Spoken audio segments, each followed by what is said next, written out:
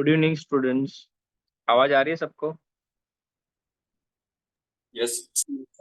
चलो स्टार्ट करते हैं। आज हम लोग डिस्कस करेंगे इलेक्ट्रोकेमिस्ट्री वन शॉट। ठीक है।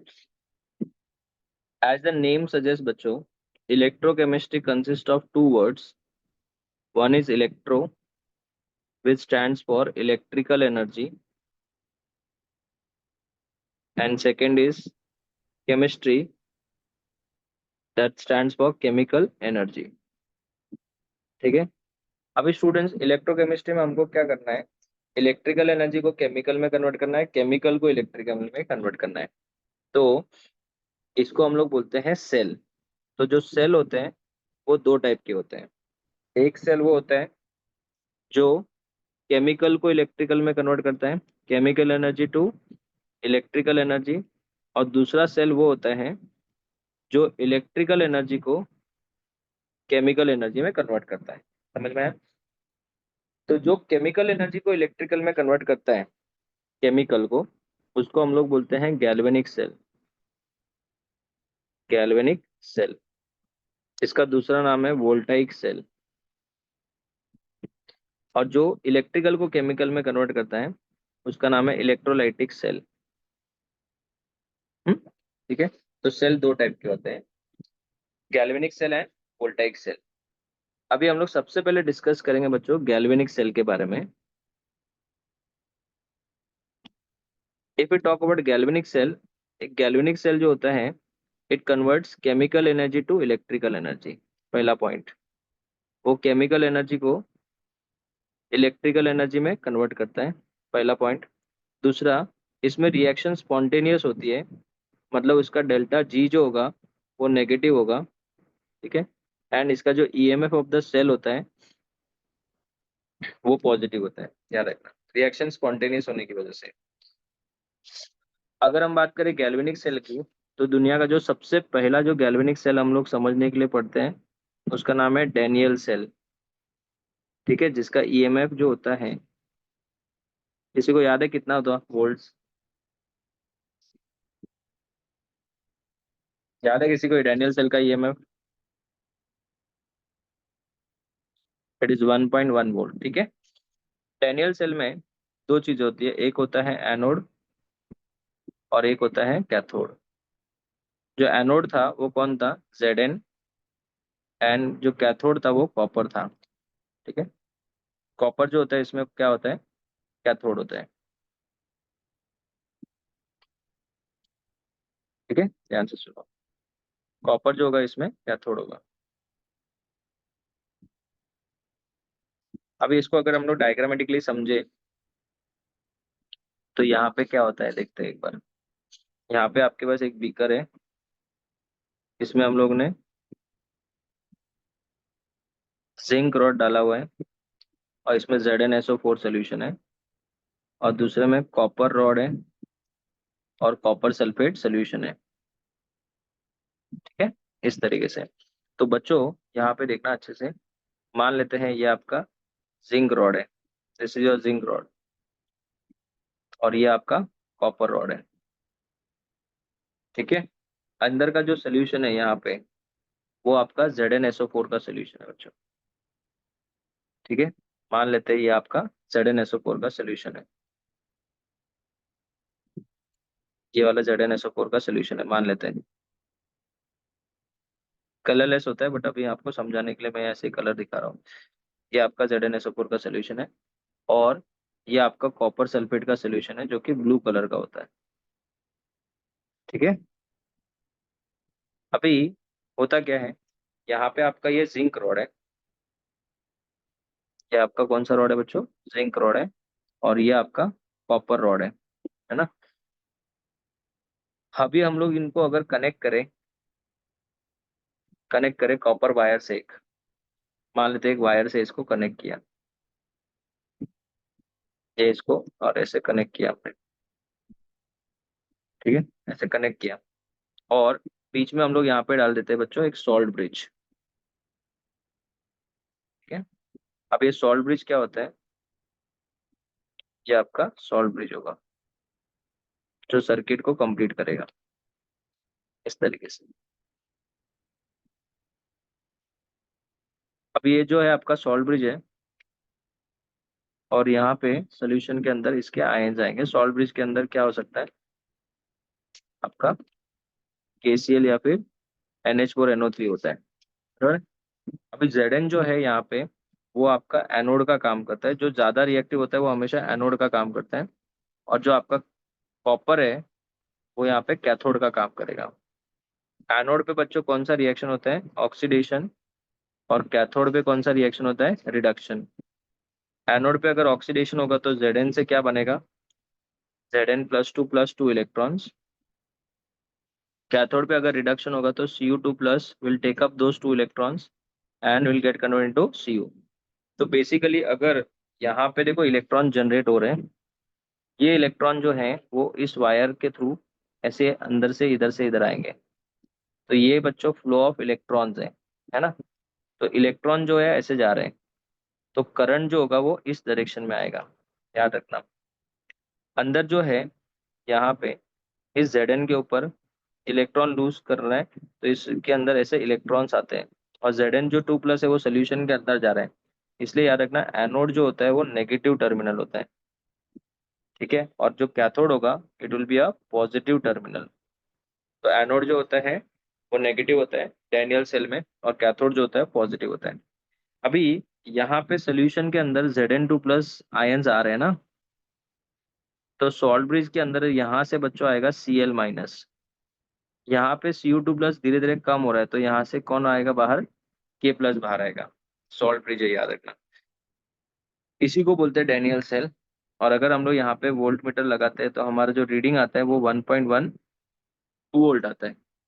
यहाँ पे जो पोटेंशियल जनरेट हो रहा है वो ऑक्सीडेशन रिएक्शन की वजह से हो रहा है, इसलिए बच्चों इसको बोलते हैं ऑक्सीडेशन पोटेंशियल। और यहाँ पे जो पोटेंशियल जनरेट हो रहा है वो रिडक्शन की वजह से हो रहा है, इसलिए इसको बोलते हैं रिडक्शन पोटेंशियल। ये रिडक्शन पोटेंशियल, और ये कौन सा पोटेंशियल है, ऑक्सीडेशन पोटेंशियल, ठीक है, याद रखना। अभी अगर मैं इसको पूरा स्टडी करता हूँ तो इसका जो वोल्टेज होता है 1.1 वोल्ट होता है। तो डैनियल सेल को हम लोग रिप्रेजेंट कैसे करेंगे, ठीक है, how to represent a Daniell cell. सबसे पहले याद रखना एनोड जो होता है वो हमेशा लेफ्ट हैंड साइड में लिखते हैं। एनोड हमेशा लेफ्ट हैंड साइड में लिखते हैं, it's a negative terminal. Cathode जो होता है it is written on the right hand side and it is a positive terminal. तो कैथोड पॉजिटिव टर्मिनल होता है, it is written on the right hand side. Anode is a negative terminal, should be written on the left hand side. Point number 1। Point number 2, single vertical line. Single vertical line हम लोग कब डालते हैं, जब भी phase separation होगा, ऐसा phase separation, अगर फेज सेपरेशन होगा तो। And double vertical line for a salt bridge. Salt bridge जब भी अपने को रिप्रेजेंट करना होगा तो डबल वर्टिकल लाइन, ठीक है। आगे बढ़ते हैं। अगर मैं इसको रिप्रेजेंट करूँ, गैस रहेगा तो बच्चों वहां पे प्लेटिनम लेना पड़ेगा। प्लेटिनम कब रहेगा, जब गैस इलेक्ट्रोड रहेगा।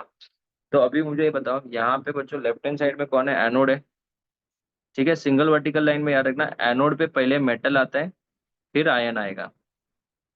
अगर याद रखना पहले मेटल फिर आयन आया तो मतलब वो एनोड है, और पहले अगर आयन आया फिर मेटल आया तो वो कैथोड है।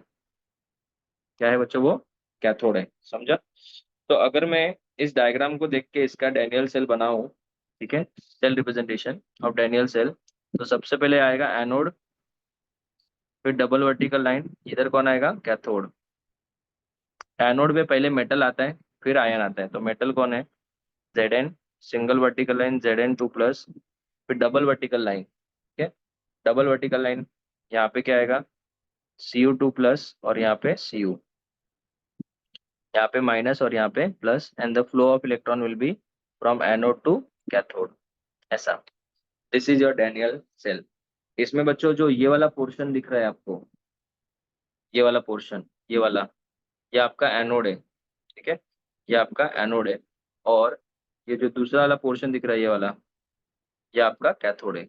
आप ध्यान से देखोगे कैथोड को तो पहले आयन फिर मेटल लिखा है, और एनोड पे पहले मेटल फिर आयन लिखा हुआ है। यहाँ तक सबको समझा, जस्ट से यस और नो बच्चों, यस सर। सबको समझा यहाँ तक, ओके ना। कोई अगर आपको पूछे कि सर सॉल्ट ब्रिज का क्या फंक्शन है, तो सबसे पहली बात तो सॉल्ट ब्रिज क्या क्या काम करता है वो देख सकते हैं। सॉल्ट ब्रिज जो है वो उसके अंदर कौन कौन से कंपाउंड्स अलाउड है। आप KCl यूज कर सकते हो, NH4NO3 यूज कर सकते हो, एंड 5% इसके अंदर अगार जेल डालते हैं। आप इसके अंदर NaCl यूज नहीं कर सकते। NaCl यूज नहीं करने का कारण क्या है कि Na+ और Cl- का जो ट्रांसपोर्ट नंबर है, ट्रांसपोर्ट नंबर वो सेम नहीं है। ठीक है बच्चों, कटायन और अनायन का ट्रांसपोर्ट नंबर उनका मतलब स्पीड सेम होना चाहिए। अभी वो कैसे डिसाइड होता है? K+ का एटॉमिक नंबर होता है 18, Cl- का भी 18 होता है। तो दोनों का 2,8,8 है, तो साइज सेम है तो स्पीड भी क्या रहेगा? सेम। बच्चों याद रखना, ट्रांसपोर्ट नंबर अगर क्या रहेगा? सेम, तो ही वो सॉल्ट ब्रिज में यूज हो सकता है, वरना सॉल्ट ब्रिज में उसकी कोई जगह नहीं है। इसलिए NaCl यूज होता नहीं है, KCl यूज होता है। ठीक है, याद रखना, ये बात बहुत इंपॉर्टेंट है। सॉल्ट ब्रिज क्या करता है? दोनों सर्किट को कंप्लीट करता है, दोनों हाफ सोल्यूशन को मिक्स होने से बचाता है, और वो लिक्विड लिक्विड जंक्शन पोटेंशियल को भी कम करता है। बट वो लिक्विड लिक्विड जंक्शन पोटेंशियल का कंसेप्ट हमारे नीट सिलेबस में नहीं है। ठीक है, आगे बढ़ते हैं। जो सेल हमने बनाया है बच्चों, ठीक है, जैसे ये वाला सेल बनाया, इसको लिखते कैसे रिएक्शन के टर्म्स में? जैसे ये हमने सेल बनाया, बराबर है, तो इसको लिखेंगे कैसे? तो बच्चों, ये आपका एनोड है और ये वाला जो पार्ट है वो आपका कैथोड है। तो एनोड की रिएक्शन कैसे लिखेंगे बताओ? Zn से Zn2+ +2 इलेक्ट्रॉन। कभी अगर आप भूल जाओ तो नंबर लाइन मैंने आपको पहले भी सिखाया था, हमेशा याद रखना वही नंबर लाइन सबसे बेस्ट आपको काम आएगी। या अगर आपका नंबर लाइन है, यहाँ पे 0 है, यहाँ पे +1 है, यहाँ पे +2 है, +3 है, एंड सो ऑन, -1, -2 एंड -3, ऐसे जाएंगे तो बच्चों इसको ऑक्सीडेशन बोलते हैं, और ऐसे जाएंगे तो इसको क्या बोलते हैं? रिडक्शन, है ना। तो यहाँ पे ये आपका एनोड हो गया, और एनोड पे क्या होता है बच्चों? ऑक्सीडेशन। फिर आते हैं हम लोग रिडक्शन, और वो होता है कहाँ पे? कैथोड पे। तो कैथोड पे जाएंगे हम लोग, और कैथोड पे क्या होगा? रिडक्शन होगा। और रिडक्शन किसका होगा? Cu2+ +2 इलेक्ट्रॉन्स का। तो Cu2+ +2 इलेक्ट्रॉन का क्या हो जाएगा बच्चों? रिडक्शन। और अगर इसका रिडक्शन होगा, अगर मैं दोनों को ऐड करूँ, याद रखना दोनों को ऐड करने के टाइम में नंबर ऑफ इलेक्ट्रॉन सेम होना चाहिए। देखो इधर, ये नंबर ऑफ इलेक्ट्रॉन, ये नंबर ऑफ इलेक्ट्रॉन क्या होना चाहिए? सेम। जब तक नंबर ऑफ इलेक्ट्रॉन सेम नहीं होगा तब तक आप ऐड नहीं कर सकते। अगर सेम नहीं है तो सेम बनाओ, ठीक है ना। साइमल्टेनियस इक्वेशन सुना रहेगा आप लोग ने, सेम नहीं है तो सेम बनाना पड़ेगा। सपोज यहाँ पे 2 है और यहाँ पे 3 है, तो इसको 2 से, इसको 3 से मल्टीप्लाई करेंगे। अभी फिलहाल ऐसा कोई प्रॉब्लम नहीं, इनको ऐड कर सकते हैं। तो Zn+Cu2+ गिव्स Zn2+ Cu। पूरा क्लास मुझे बताओ, क्या हम लोग जब इक्विलिब्रियम कांस्टेंट लिखते हैं, ठीक है, तो उसमें सॉलिड को कोई जगह देते हैं बच्चों? नहीं। नहीं। तो नहीं। अगर मैं आपको बोलूँ कि बच्चों इसका मुझे QC लिख के चाहिए, तो it will be what upon what? Zn2+ Zn upon Cu2+ ना। इसमें मुझे था ये जो Cu है, ठीक है, ये जो Cu आपका है, ये वाला Cu, ये और ये जो आपका जो Zn है, इसको कोई जगह मिलेगी कि नहीं मिलेगी? नहीं मिलेगा। नहीं मिलेगी, बिकॉज वो क्या है? दोनों सॉलिड है। समझ में आया सबको? अभी अगर मैं आपको एक इक्वेशन बोलूँ कि सब लोग मुझे इसका रिएक्शन लिख के चाहिए, तो यहाँ पे प्लैटिनम है, यहाँ पे H2 है, यहाँ पे H+ है, डबल वर्टिकल लाइन, यहाँ पे Al+3 है, और यहाँ पे Al है। तो बच्चों सबको पता है कि ये वाला कौन है? आप ही बताओ, एनोड है कि कैथोड है? अरे बोलो। लेफ्ट हैंड साइड हमेशा कौन होता है बच्चों? एनोड। एनोड। और ये कौन हो जाएगा बच्चों? Cathode, correct. तो सबसे पहले एनोड की रिएक्शन, प्लैटिनम बच्चों इनर्ट इलेक्ट्रोड है, वो रिएक्शन में पार्टिसिपेट नहीं करता है। तो एनोड पे रिएक्शन बताओ। H2 will get converted into what? 2H+ +2 electron. And cathode पे क्या होगा?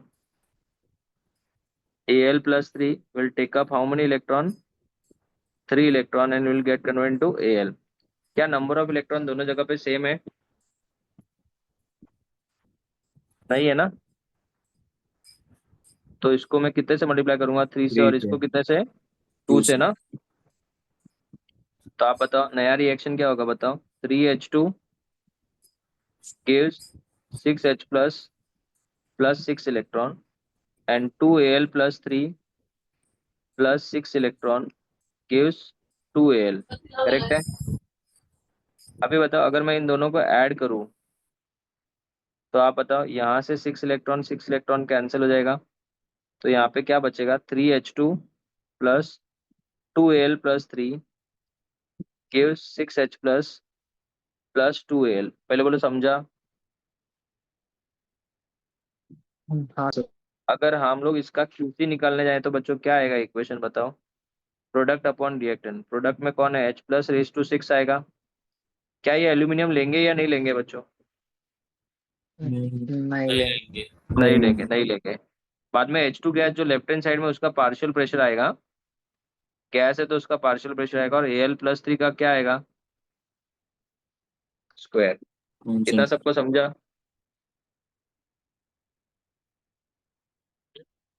समझा ना, ध्यान से सुनो। आगे बढ़ते हैं बच्चों। सबको पता चलना चाहिए कि what is the charge on 1 mole of electron, किसी को याद है? 9652। Charge on 1 mole of electron is nothing but 1 Faraday and it is 96,500 Coulomb's. ये सब बच्चों को याद होना चाहिए। Charge on 1 mole of electron is 1 Faraday and it is 96,500 coulomb, याद रखना। मुझे बताओ बच्चों, जब इलेक्ट्रॉन यहाँ से यहाँ पे जा रहा है, बराबर है, तो करंट ऐसे आ रहा है ना बच्चों। फिजिक्स में करंट कहाँ से कहाँ जाता है, हायर से लोअर या लोअर से हायर, बोलो। Higher to lower. हायर से इसका लो। मतलब ये वाला हायर पोटेंशियल है, cathode is at higher potential या लोअर पोटेंशियल, बोलो। Higher to lower. Higher higher potential. Potential. अगर वो हायर पोटेंशियल है तो जिंक जो होगा वो लोअर पोटेंशियल होगा, है ना। तो ये हायर पोटेंशियल और ये लोअर पोटेंशियल है, करंट जो होता है वो हमेशा हायर से लोअर जाता है। तो मुझे ये पूछना है आप लोगों से, ध्यान से सुनना, कि जब इलेक्ट्रॉन यहाँ से यहाँ जा रहे हैं तो इलेक्ट्रॉन किधर से किधर जा रहे हैं बताओ। लो से हायर। लो से हाई, तो आपको लगता है लो से हाई जाने के लिए उसको कुछ वर्क डन करना पड़ेगा, बोलो हाँ या ना बच्चों। यस। तो बताओ, अगर आपको कोई पूछे कि वर्क डन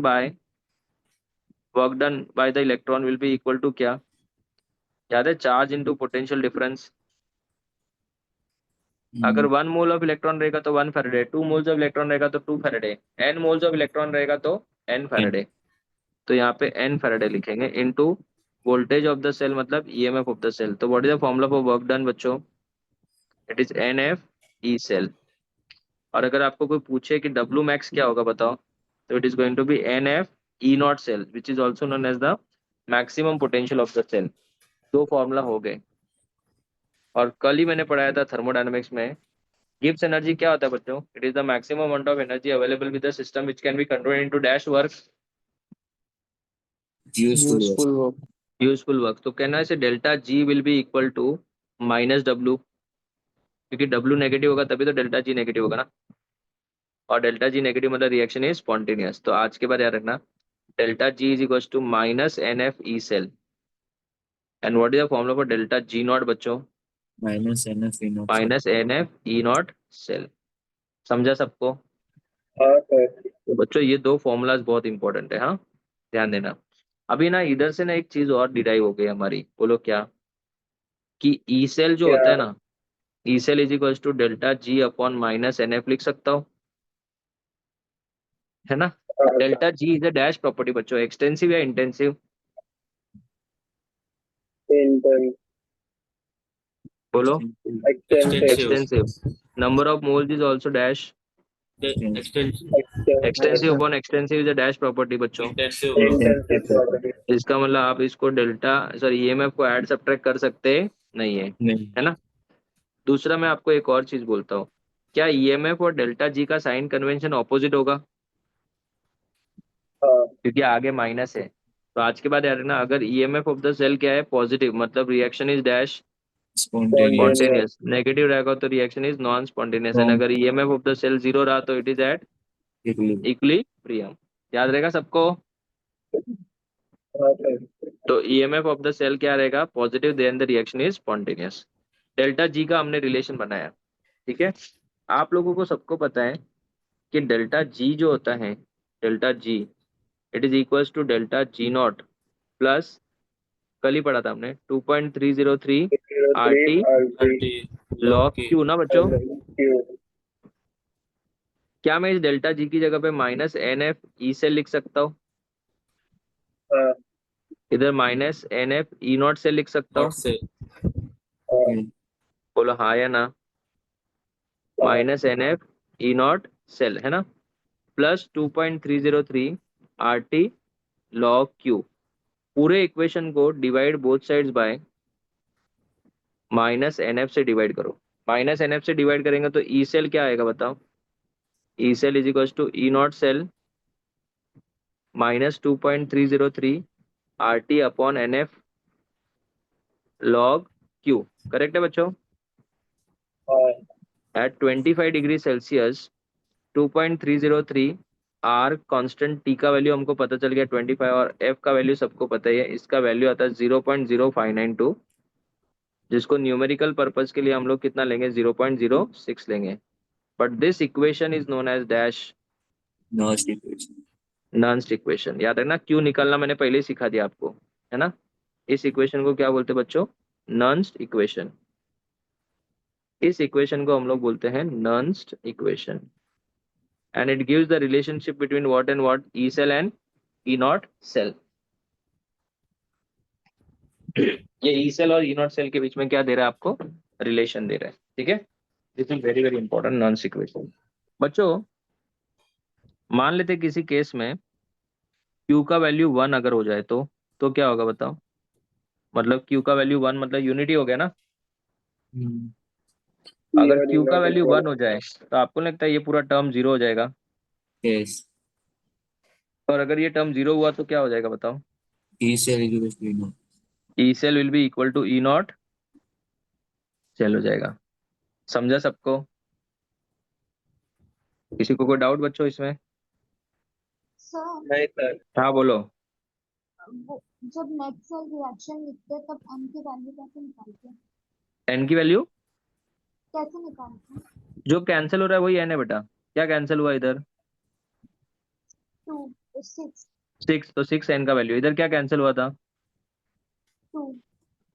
तो एन का वैल्यू 2, बस खत्म। समझा? हाँ जो कैंसिल हुआ वही आपका एन है। तो this gives the relationship between E cell and E not cell. अभी इसके ऊपर न्यूमेरिकल जो है हम लोग सम सॉल्व करेंगे तब पता चलेगा। ई नॉट सेल का खाली फॉर्मूला याद रखना बच्चों। E not cell is equal to E not of cathode minus E not of anode. याद रखना, E not of cathode minus E not of anode, but दोनों रिडक्शन पोटेंशियल होना चाहिए। ये भी रिडक्शन पोटेंशियल होना चाहिए और ये भी रिडक्शन पोटेंशियल होना चाहिए, ठीक है। आगे बढ़ते हैं। इक्विलिब्रियम पता है सबको, कल ही पढ़ा था हमने लास्ट लेक्चर में। इक्विलिब्रियम पे बच्चों ई सेल क्या हो जाएगा? जीरो हो जाएगा, और क्यू की जगह पे क्या आता है याद करो? के।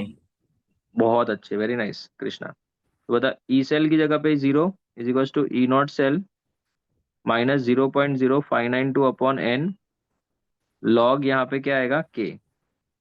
तो बताओ यहाँ पे क्या आएगा? E not cell is equal to बोलो 0.0592 अपॉन एन लॉग के आएगा। क्लियर है? This equation you have to remember. इसको ना थोड़ा सा मॉडिफाई करते हैं हम लोग। देखो मैं कैसे मॉडिफाई करता हूँ।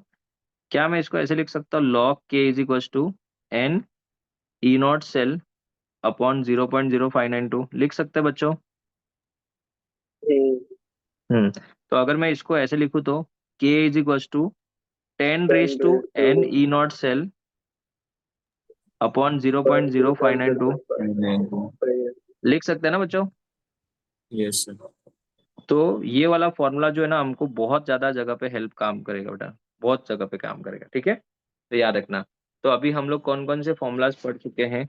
डब्लू का एक फॉर्मूला पढ़ लिया हमने, डब्लू का एक फॉर्मूला पढ़ लिया, ये एक फॉर्मूला पढ़ लिया। उसके बाद में डब्लू मैक्स का फॉर्मूला पढ़ा, डेल्टा जी नॉट का फॉर्मूला पढ़ा, नॉन्स इक्वेशन पढ़ा। उसके बाद में इसका ई नॉट सेल और के का भी फॉर्मूला पढ़ लिया। इतना सबको समझा? ठीक है, आगे बढ़ते हैं।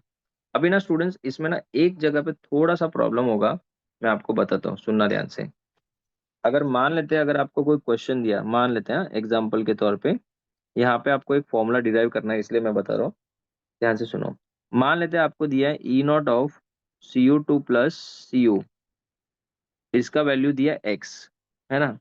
और आपको दिया है E not of C U plus give C U, इसका वैल्यू दिया है वाई, और आपको बोला कि E not of C U plus one से सी यू टू प्लस, इसका वैल्यू निकालो, ऐसा पूछा है। ठीक है, ऐसा क्वेश्चन पूछा है बच्चों, बहुत ध्यान से देखना प्लीज। हाँ, अगर मैं इसमें एक काम करता हूँ, मैं अगर समझो इस इक्वेशन को लिखता हूँ यहाँ पे, ध्यान देना, इसका इक्वेशन क्या आएगा बताओ, C U two plus plus two electron gives C U ना, इसका ई नॉट कितना है, एक्स आएगा, और दूसरा इक्वेशन क्या है बताओ, C U plus one electron gives C U, और इसका ई नॉट टू कितना आएगा, वाई आएगा। आपको कौन से इक्वेशन का फाइंड आउट करना है बताओ, ये वाला है ना, इसका क्या इक्वेशन है बताओ, C U plus one changing to what, C U two plus plus one electron, correct है बच्चों। इस इक्वेशन के लिए बताओ क्या करोगे, फर्स्ट को क्या करोगे, सेकंड को क्या करोगे, बताओ।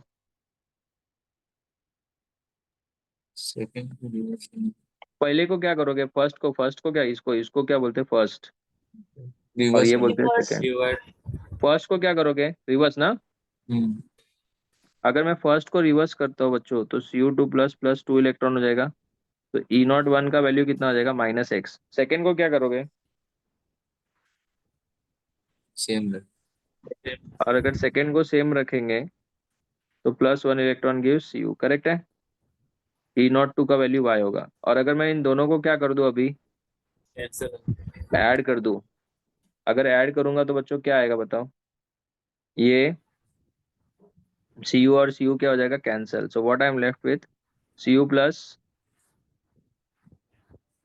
ये वन इलेक्ट्रॉन एक बचेगा इधर, gives what, C U two plus plus one electron ना बच्चों, यही बन गया। तो इसका जो ई नॉट थ्री होगा, इसका ई नॉट थ्री पूछा है ना, ई नॉट थ्री क्या होगा बच्चों, माइनस एक्स प्लस वाई ना।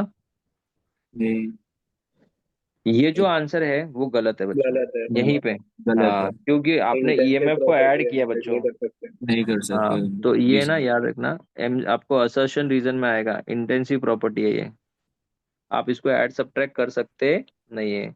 तो फिर क्या करना पड़ेगा, इसको पहले एक्सटेंसिव में कन्वर्ट करना पड़ेगा।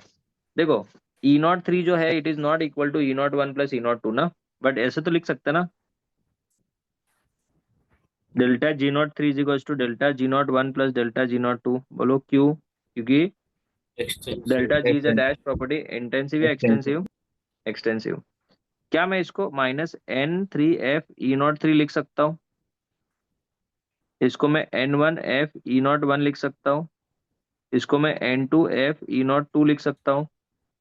पूरे इक्वेशन में माइनस जो है वो कैंसिल हो जाएगा, माइनस क्या हो जाएगा, कैंसिल हो जाएगा, एफ भी कैंसिल हो जाएगा, तो what will be E not three बच्चों, बोलो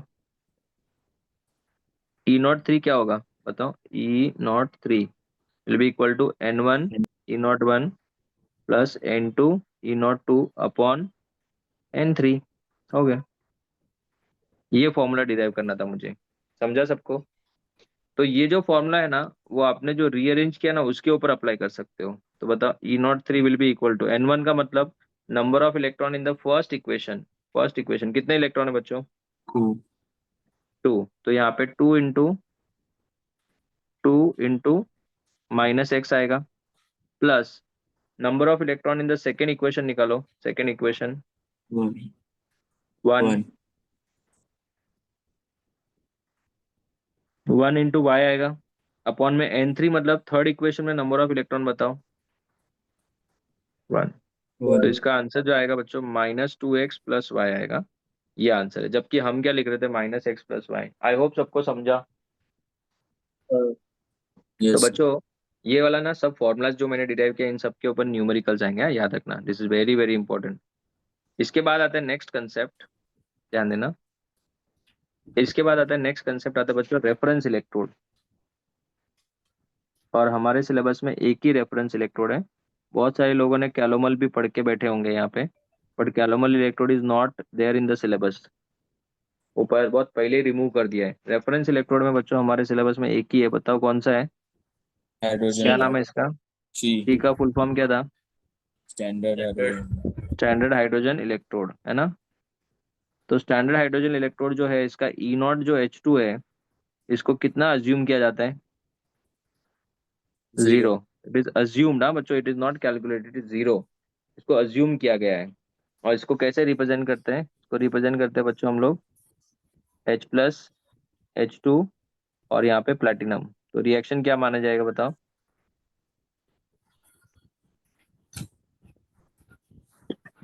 कोई अगर आपको पूछे कि इसका EH2 क्या होगा, तो it will be E0 of H2 minus 0.0592 upon N log to the base 10 product upon reactant. Product में क्या आएगा? Partial pressure of H2 upon H plus का स्क्वायर, ऐसा। समझा?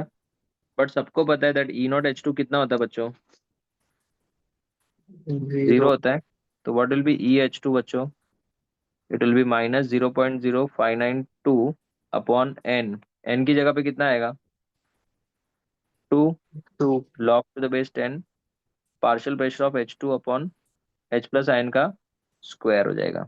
समझा सबको? तो ये हो जाएगा आपका पूरा का पूरा फॉर्मूला। अभी ना बच्चों, अगर समझो मान लेते हैं अज्यूम करते हैं, assume, let us assume, it is just a case, case.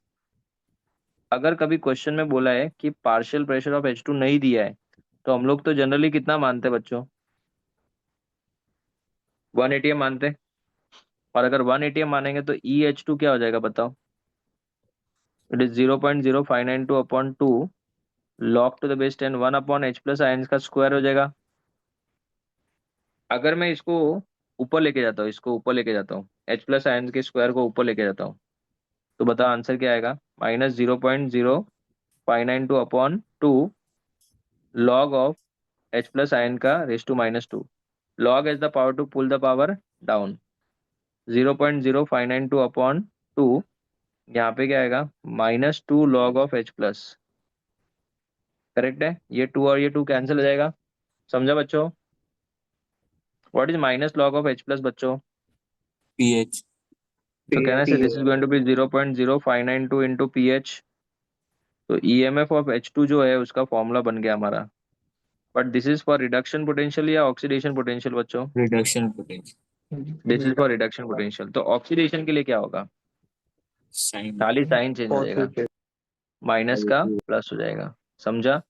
बच्चों वापस से बोल रहा हूँ, ये फॉर्मूला तो बहुत जगह पे यूज होगा ही होगा, but at the same time ये वाला जो फॉर्मूला है, ये वाला फॉर्मूला, ये भी बहुत सारी जगह पे यूज होगा। This is for dash potential, oxidation potential. बच्चों यहाँ तक समझा? अभी स्टैंडर्ड हाइड्रोजन इलेक्ट्रोड का डायग्राम वायग्राम वो सब मैं नहीं सिखाऊंगा, वो आपको पता होना चाहिए। मेन जो है वो कंसेप्ट ये है एंट्रेंस के लिए बच्चों। Is that clear? Standard hydrogen electrode का ड्रॉबैक ये एक्सपेंसिव है, उसके बाद में इसके अंदर इसको हैंडी नहीं है, H प्लस आयन का कॉन्सेंट्रेशन 1 मोलर नहीं रख सकते, ये सब इसके ड्रॉबैक है। आगे बढ़ते हैं। बहुत इंपॉर्टेंट, इन सबके ऊपर न्यूमेरिकल जाएगा। ये वाला फॉर्मूला इग्नोर मत करना, ये वाला। इसके बाद आता है types of voltaic cell. Types of voltaic cell. Voltaic cell बच्चों दो टाइप के होते हैं, एक जिसको चार्ज कर सकते हैं और एक जिसको चार्ज नहीं कर सकते। जिसको चार्ज नहीं कर सकते उसको बोलते हैं प्राइमरी वोल्टाइक सेल, जिसको चार्ज कर सकते हैं उसको सेकेंडरी वोल्टाइक सेल बोलते हैं। प्राइमरी वोल्टाइक सेल में रिएक्शन रिवर्स नहीं होते हैं, जैसे आप लोग ने सुना रहेगा नाम ट्राई सेल, ठीक है। जबकि सेकेंडरी वोल्टाइक सेल में रिएक्शन रिवर्स होती है बच्चों, जैसे आपका inverter battery, lead storage cell, lead storage cell हो गया। बाद में इसके बाद में निकेड सेल आपने सुना रहेगा, ठीक है ना, ये निकेड सेल हो गया। फिर एक और सेल हम लोग पढ़ते हैं H2O2 फ्यूल सेल बच्चों। तो अभी एक एक करके डिस्कस करते हैं। सबसे पहले हम लोग बात करेंगे ड्राई सेल की। ड्राई सेल में बच्चों सबसे पहले इसका जो EMF याद रखना है, मेन मेन पॉइंट डिस्कस करूंगा मैं। 1.5 वोल्ट होता है इसका EMF। ड्राई सेल में जो होता है एनोड, जो होता है एनोड, किसी को पता है एनोड कौन होता है? जेडन होता है जिंक कंटेनर होता है बच्चों। और जो कैथोड होता है वो कौन होता है?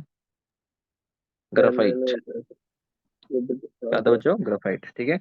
इसका ये याद रखना बच्चों। अभी रिएक्शन क्या होती है एनोड पे? रिएक्शन क्या होती है बच्चों पता है? Zn gets converted into what? Zn2 plus plus 2 electron. जबकि ग्राफाइट पे जो रिएक्शन होती है वो क्या होता है? सबसे पहले NH4 प्लस जो है वो 2 इलेक्ट्रॉन लेकर और कन्वर्ट हो जाता है किसमें? NH3 में। और H2 गैस में, लेकिन अंदर एक केमिकल कंपाउंड होता है, जो ये जो H2 बना ना H2, वो MnO2 के साथ रिएक्शन करके H2O प्लस Mn2O3 में कन्वर्ट हो जाता है। ठीक है, तो ये रिएक्शन याद रखना। लेकिन जो अमोनिया बनता है, वो अमोनिया क्या करता है, Zn2 प्लस के साथ में कंबाइन होके जिंक अमोनिया कॉम्प्लेक्स बनाता है, जो कि sp3 होता है बच्चों, याद रखना। ऐसा जिंक अमोनिया कॉम्प्लेक्स बना देता है ये वाला अमोनिया, और यहाँ से Zn। ड्राई सेल का बच्चों लाइफ बहुत कम होता है, और इसके अंदर एक कंपाउंड यूज कर रहे हैं हम लोग, अमोनियम क्लोराइड। याद रखना, कौन सा कंपाउंड यूज कर रहे हैं, अमोनियम क्लोराइड। और अमोनियम क्लोराइड का एक ड्रॉबैक है बच्चों, that it is dash, it is a salt of weak acid की स्ट्रॉन्ग एसिड बच्चों, स्ट्रॉन्ग एसिड भी। It is a strong acid and Strong weak acid base. is best. तो और स्ट्रॉन्ग एसिडिक मीडियम में क्या होता है बेटा, रस्टिंग हो जाती है, जिसको हम लोग करोजन भी बोलते हैं। तो इससे इसका लाइफ क्या हो जाएगा, कम हो जाएगा कि बढ़ जाएगा, कम कम हो हो जाता जाता है। और इसलिए इस प्रॉब्लम का सोल्यूशन ढूंढने के लिए मार्केट में आते हैं नए सेल, जिसका नाम है alkaline dry cell. Alkaline dry cell, और अल्कलाइन ड्राई सेल जो होते हैं, उसमें हम लोग NH4Cl को रिप्लेस करते हैं, और हम लोग या तो उसमें NaOH डालते हैं या फिर QH। तो आपने अल्कलाइन मतलब सॉल्युबल वाटर में सॉल्युबल होता है उसको डाला, इसलिए इसको अल्कलाइन सेल भी बोलते हैं। दूसरे नंबर पे आते हैं, नंबर 2, और वो है secondary voltage cell, lead storage cell, जिसको आप रिचार्ज कर सकते हो, इसको आप रिचार्ज कर सकते हो। ठीक है, किसी को इसका वोल्टेज पता है, Yes, sir. बोलो कितना 2 है। volt. एक्सीलेंट, इसका वोल्टेज होता है बच्चों 2 वोल्ट। जो कार का बैटरी होता है, उसका वोल्टेज पता है किसी को, 6 वोल्ट कि 12 वोल्ट, 2 वोल्ट होता है। 2 वोल्ट ये है ऐसे 6, तो 12 वोल्ट चाहिए होता है अपने को। कितना होता है, 12 वोल्ट। तो 12 वोल्ट हो गए तब कार की बैटरी शुरू होती है। लेड स्टोरेज सेल जो है बेटा सेकेंडरी वोल्टेज सेल है, इसका मतलब ये दोनों का काम कर सकता है। इसमें चार्जिंग भी होती है और डिस्चार्जिंग भी होती है, चार्जिंग भी होगी और डिस्चार्जिंग भी होगी। ठीक है, अभी इसको डायग्रामेटिकली समझते हैं थोड़ा पहले। देखो डायग्राम देखो इसका, इसमें क्या होता है, एक कंटेनर होता है, ये एसिड प्रूफ कंटेनर होना चाहिए बच्चों। और यहाँ पे जो एसिड प्रूफ कंटेनर होते हैं, उसके अंदर ऐसे प्लेट्स होते हैं बच्चों, छोटे छोटे। और ये जो प्लेट्स होते हैं वो किसके होते हैं,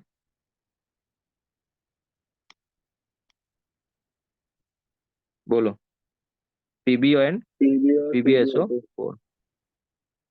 ठीक है, एक तो होता है पीबी और एक PbO2 के, ध्यान से देखना। देखो अभी इसमें क्या होता है मैं आपको बताता हूँ। हम लोग फर्स्ट और जो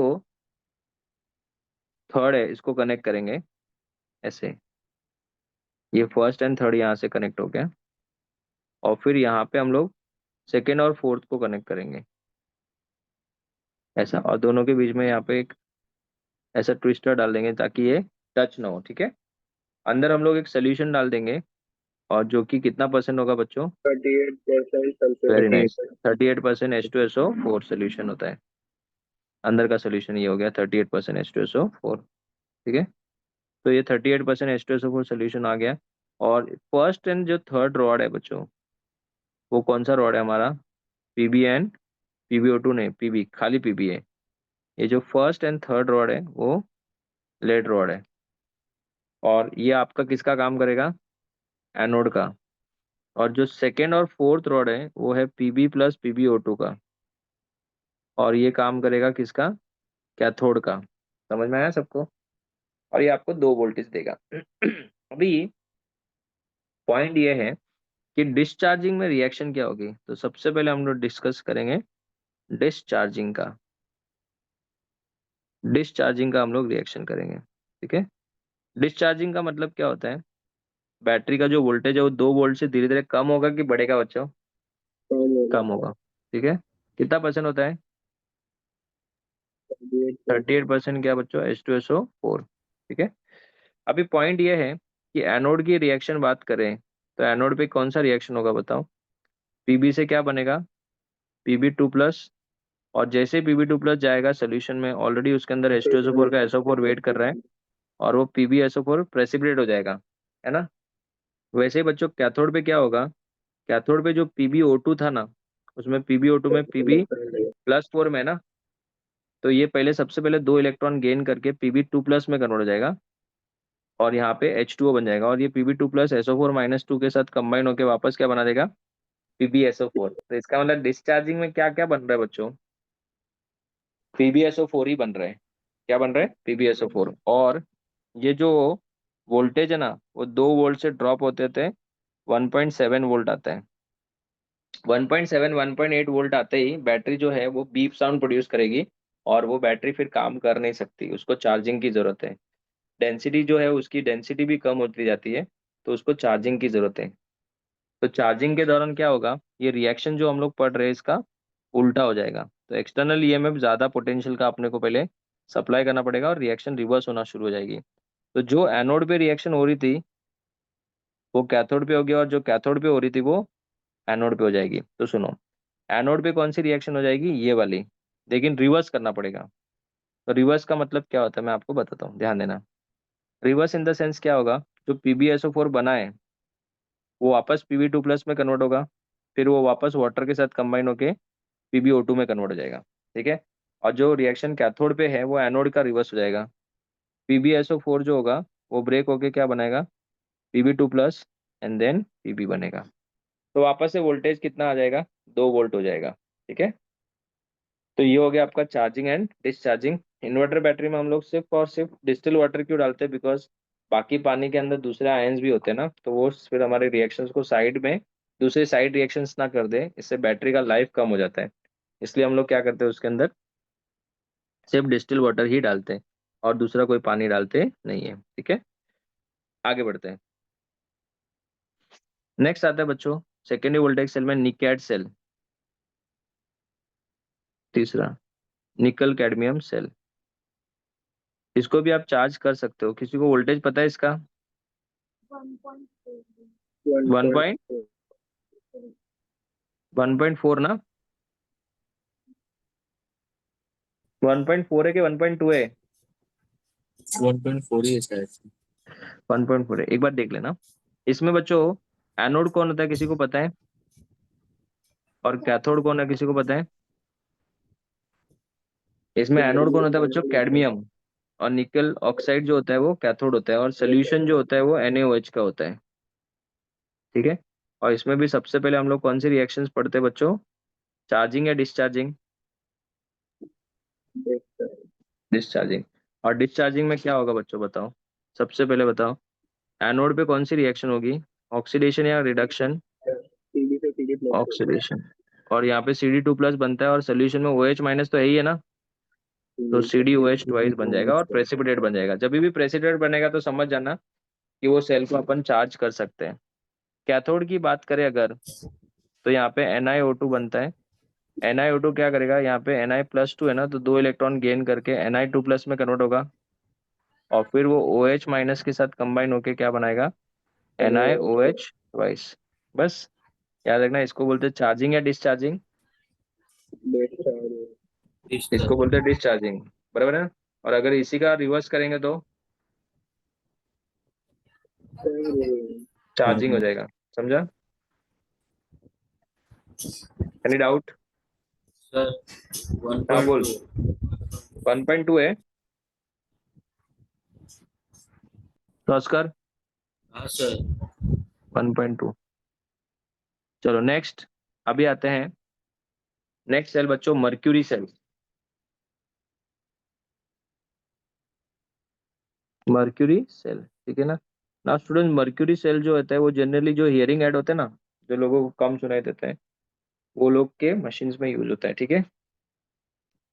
किसी को पता है इसमें एनोड कौन है, इसमें एनोड ZnO3 है, जिंक कमाल, hmm, very nice, zinc amalgam is anode.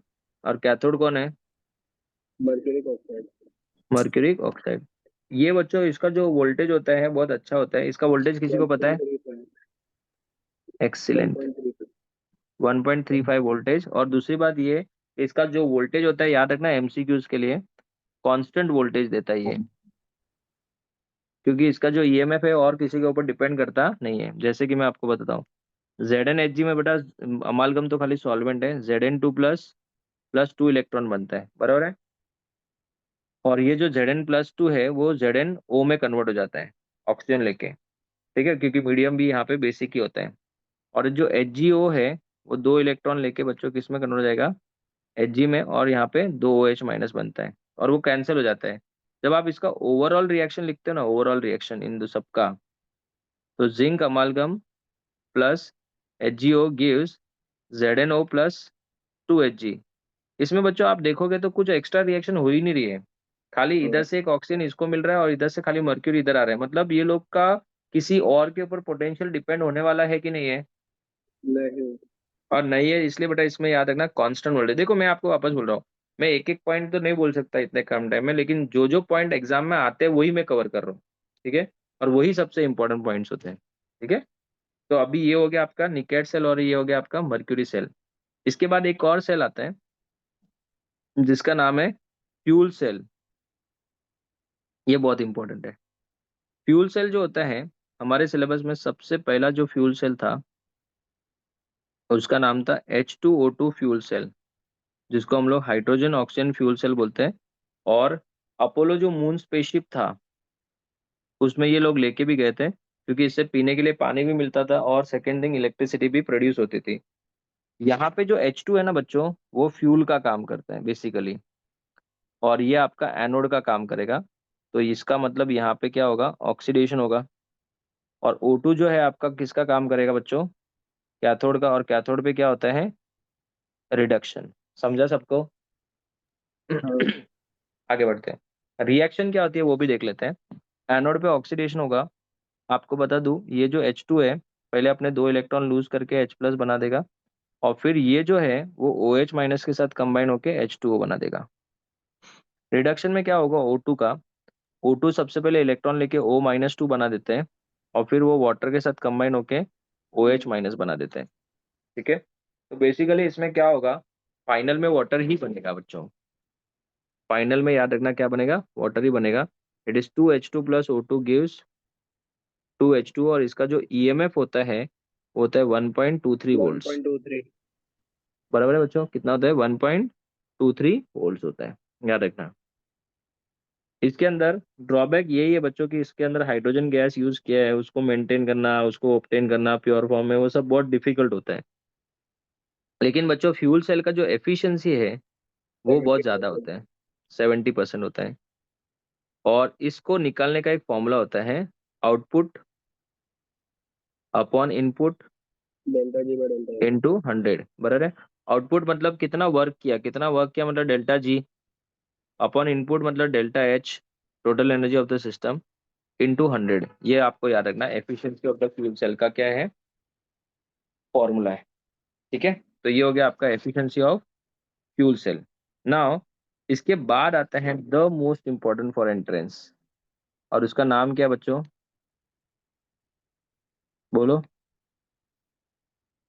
कौन सा सीरीज, EMS ईएमएफ सीरीज, ठीक है। अभी एक काम करता, रुको,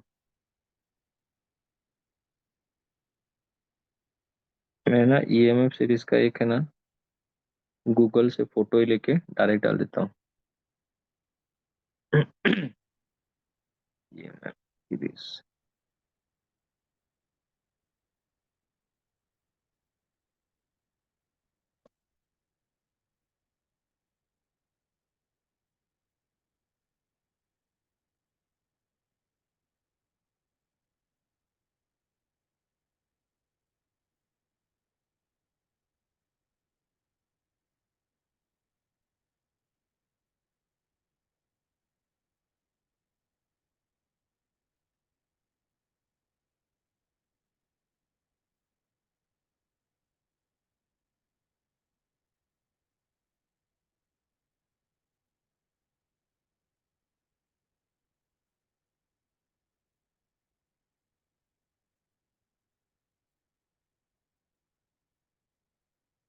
किसी के पास क्लियर फोटो है क्या ईएमएफ सीरीज का?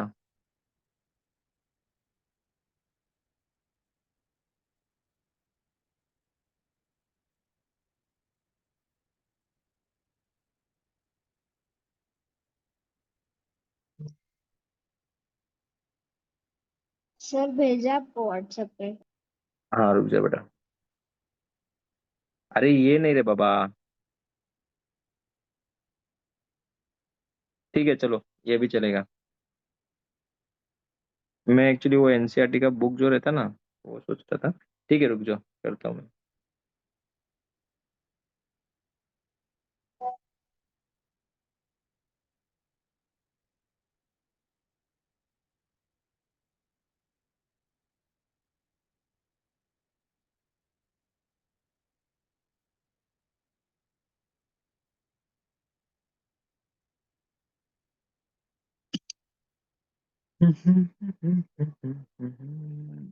बस हो गया, डन। अभी मत भेजो, रहने दो, हो गया।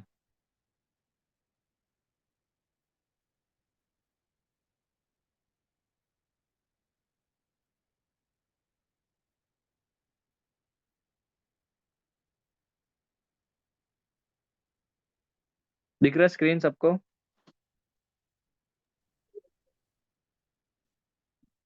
Hello hello hello. हाँ, अभी सब लोग ध्यान से देखना। इसमें अगर आप ध्यान से देखो, ये पूरा का पूरा सीरीज है बच्चों। और इस सीरीज में हम्म, इस सीरीज में बच्चों देखोगे तो यहाँ पे आप देखो, सबसे नीचे यहाँ पे कौन है बच्चों? लिथियम है, बराबर। अभी लिथियम से अगर हम लोग जैसे जैसे ऊपर जा रहे हैं, वैसे वैसे वैल्यू क्या हो रही है? लेस नेगेटिव हो रही है। और इधर आते आते क्या हो गया? देखो, जीरो हो गया। ये सब रिडक्शन वैल्यूज है। और यहाँ पे आके कितना हो गया? 2.87, बराबर है। अभी पॉइंट ये है कि अगर मैं सबसे ऊपर वाली वैल्यू को देखता हूँ, सबसे ऊपर वाले वैल्यू को, तो बताओ यहाँ पे F2 का क्या हुआ है? रिडक्शन या ऑक्सीडेशन बच्चों? Reduction. बोलो। रिडक्शन। Reduction. हाँ, और अगर रिडक्शन हुआ है, थोड़ा आंसर करना पड़ेगा बच्चों, थोड़ा, हाँ प्लीज। अगर यहाँ पे रिडक्शन हुआ है तो कहने से बेटा इसका वैल्यू पॉजिटिव है, नेगेटिव है? Positive. अगर पॉजिटिव वैल्यू है, इसका मतलब क्या हुआ? इसका रिएक्शन स्पॉन्टेनियस है कि नॉन स्पॉन्टेनियस है? Spontaneous. अगर ये स्पॉन्टेनियस है, इसका मतलब F2 जो है वो किसी से भी इलेक्ट्रॉन ले रहा है ना। हाँ. और अगर वो इलेक्ट्रॉन ले रहा है, इसका मतलब खुद का रिडक्शन करे, तो कौन सा एजेंट हुआ? Reducing agent. ओ Oxidizing agent. Oxidizing agent. तो इसका मतलब जिसका वैल्यू क्या रहेगा? Positive. इसका मतलब वो ऑक्सीडाइजिंग एजेंट। बोलो। हेलो, आवाज आ रही है? Yes. क्या बोले? कुछ समझ में नहीं आया, क्या बोले? ज्यादा पॉजिटिव ज्यादा बेटर ऑप्शन। हाँ, तो सबसे पहले याद रखना, जितना ज्यादा ई नॉट आरपी पॉजिटिव, उतना अच्छा कौन सा एजेंट? बोलो। फर्स्ट पॉइंट, ई नॉट आरपी जितना ज्यादा क्या रहेगा बच्चों? Positive. पॉजिटिव, उतना अच्छा कौन सा agent? Oxidizing agent. Oxidizing agent. E naught RP जितना ज्यादा क्या रहेगा? नेगेटिव, उतना अच्छा कौन सा agent? Reducing agent. Reducing agent. याद रखना, जितना ज्यादा नेगेटिव, उतना ज्यादा अच्छा रिड्यूसिंग एजेंट। आगे बढ़ते हैं। अगर आपको कोई पूछे कि कौन सा मेटल जो है वो एसिड के साथ रिएक्शन करेगा कि नहीं करेगा, ये देखो, मेटल प्लस एसिड, तो इसका मतलब हम लोग क्या करेंगे? पहली बात तो ढूंढेंगे एसिड की तरह। ये देखो, यही एसिड है बच्चों। H प्लस मतलब एसिड हुआ ना। तो case one, metal with E naught RP positive, जिसका ई नॉट आरपी पॉजिटिव, इन सबका ई नॉट आरपी क्या है? पॉजिटिव या नेगेटिव है? पॉजिटिव है। तो हमने इसमें से एक एलिमेंट ले लिया, कॉपर ले लिया, या तो फिर एक काम करते, सिल्वर ले लेते। रेडी? अगर मैंने सिल्वर लिया और इसका रिएक्शन एसिड के साथ किया, इन दोनों का रिएक्शन, तो ये देखो रिएक्शन, ध्यान से देखो, Ag+2H+ गिव्स Ag++H2 ना। इसका ई नॉट सेल जब वैल्यू निकाला तो वैल्यू नेगेटिव आया कि पॉजिटिव आया? Negative. नेगेटिव। इसका मतलब जितने भी मेटल्स का वैल्यू ई नॉट आरपी पॉजिटिव होता है, वो लेस रिएक्टिव होते हैं कि मोर रिएक्टिव? बोलो। Less reactive. जबकि ई नॉट आरपी जिसका नेगेटिव है बच्चों, ये सब का ई नॉट आरपी नेगेटिव है, देख लो। अगर मैं इसको सॉल्व करूँ यहाँ पे H2 लेके एंड Zn लेके, तो इसका ई नॉट सेल क्या आ रहा है? पॉजिटिव आ रहा है ना। सो दे आर मोर रिएक्टिव और less reactive? More reactive. More reactive. तो अभी मैं आपको क्वेश्चन पूछता हूँ, ध्यान से सुनना बच्चों। अगर किसी मेटल को एसिड के साथ अपने को रिएक्शन चेक करना है, तो हम क्या करेंगे? सबसे पहले बच्चों हम लोग किसको मेजर करेंगे? एसिड को। ये एसिड है ना। इसके ऊपर जितने भी वैल्यूज हैं वो सब रिएक्शन करेंगे या नहीं करेंगे?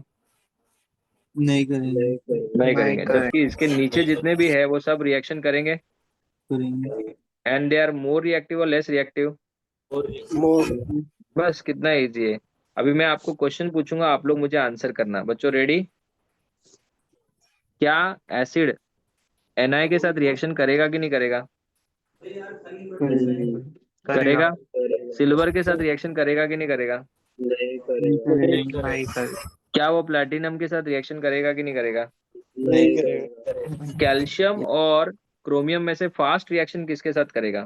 कैल्शियम के साथ ज्यादा फास्ट। कैल्शियम और लिथियम में से किसके साथ फास्ट? लिथियम के साथ सबसे फास्ट। लिथियम के साथ। तो मुझे बता, ये समझ में आया कि नहीं आया? यस समझ में अभी मैं 4-5 क्वेश्चन पूछ रहा हूँ बच्चों, प्लीज आंसर करना। मुझे बता बच्चों, Ag+ अच्छा ऑक्सीडाइजिंग एजेंट है कि Cu2+? एजी। क्यों? क्योंकि उसका वैल्यू ज्यादा पॉजिटिव होगा और Cu2+ का वैल्यू कम पॉजिटिव होगा। पहले बोलो समझा। यस किसी ने बोला निकल और Zn में से अच्छा रिड्यूसिंग एजेंट कौन है? सर। बोलो, जो जितना ज्यादा नेगेटिव होगा बोलो।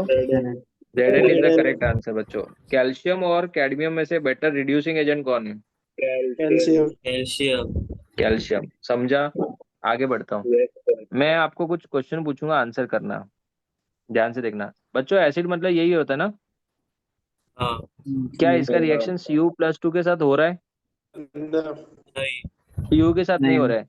क्या इसका रिएक्शन Sn के साथ होगा? यस।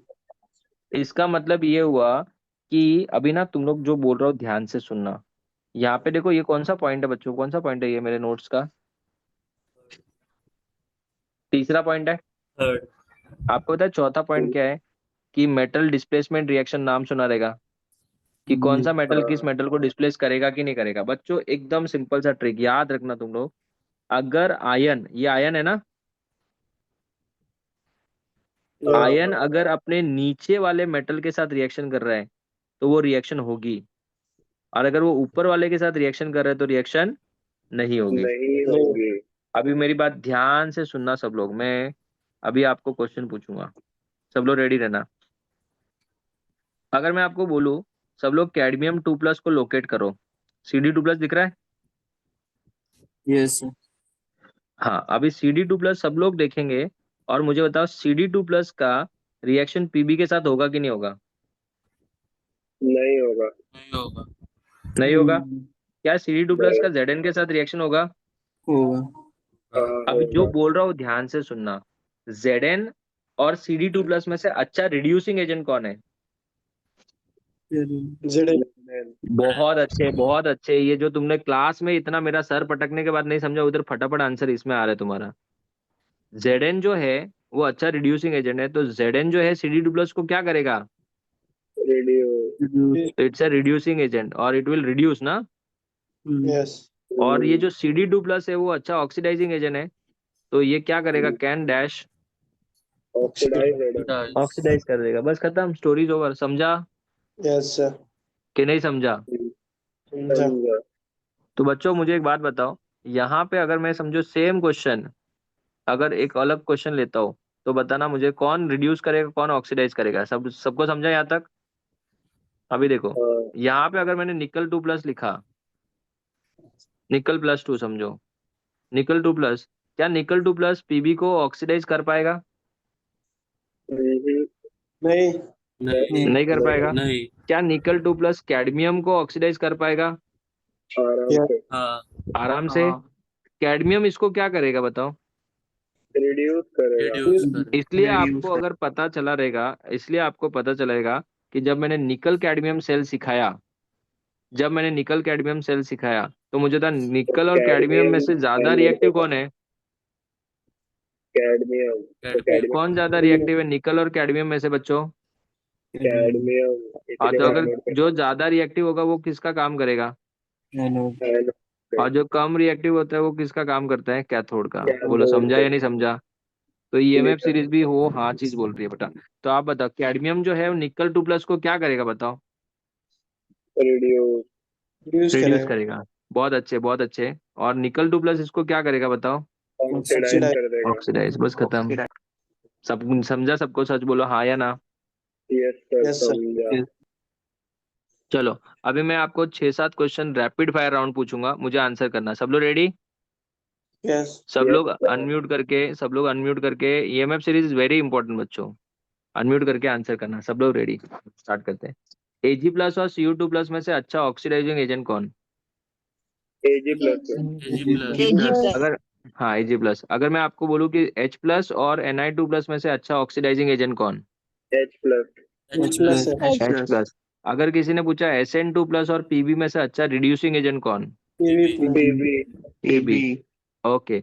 आप मुझे बताओ, एसिड जो है, एसिड, ये एसिड H+, क्या वो कोबाल्ट के साथ रिएक्शन करेगा कि नहीं करेगा? हाँ करेगा। हाँ क्या वो कॉपर के साथ रिएक्शन करेगा कि नहीं करेगा? नहीं करेगा। नहीं करेगा। अगर किसी ने पूछा कि Zn जो है वो कोबाल्ट को डिस्प्लेस या कोबाल्ट के साथ रिएक्शन करेगा कि नहीं करेगा?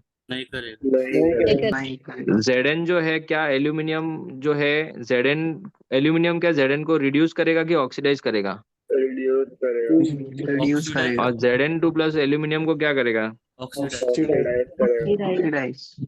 Cu2+ क्या मुझे था I- के साथ रिएक्शन कर सकता है? नहीं। नहीं. क्या वो Sn2+ के साथ रिएक्शन कर सकता है? Yes. नहीं। अगर किसी ने पूछा कि Cu2+ और Sn2+ का रिएक्शन हुआ तो प्रोडक्ट क्या क्या बनेगा बताओ? तो बच्चों याद रखना, अगर ये दोनों का शादी होगा तो ये दोनों प्रोडक्ट है, बस खत्म। समझा? Yes. नहीं समझा कि समझा?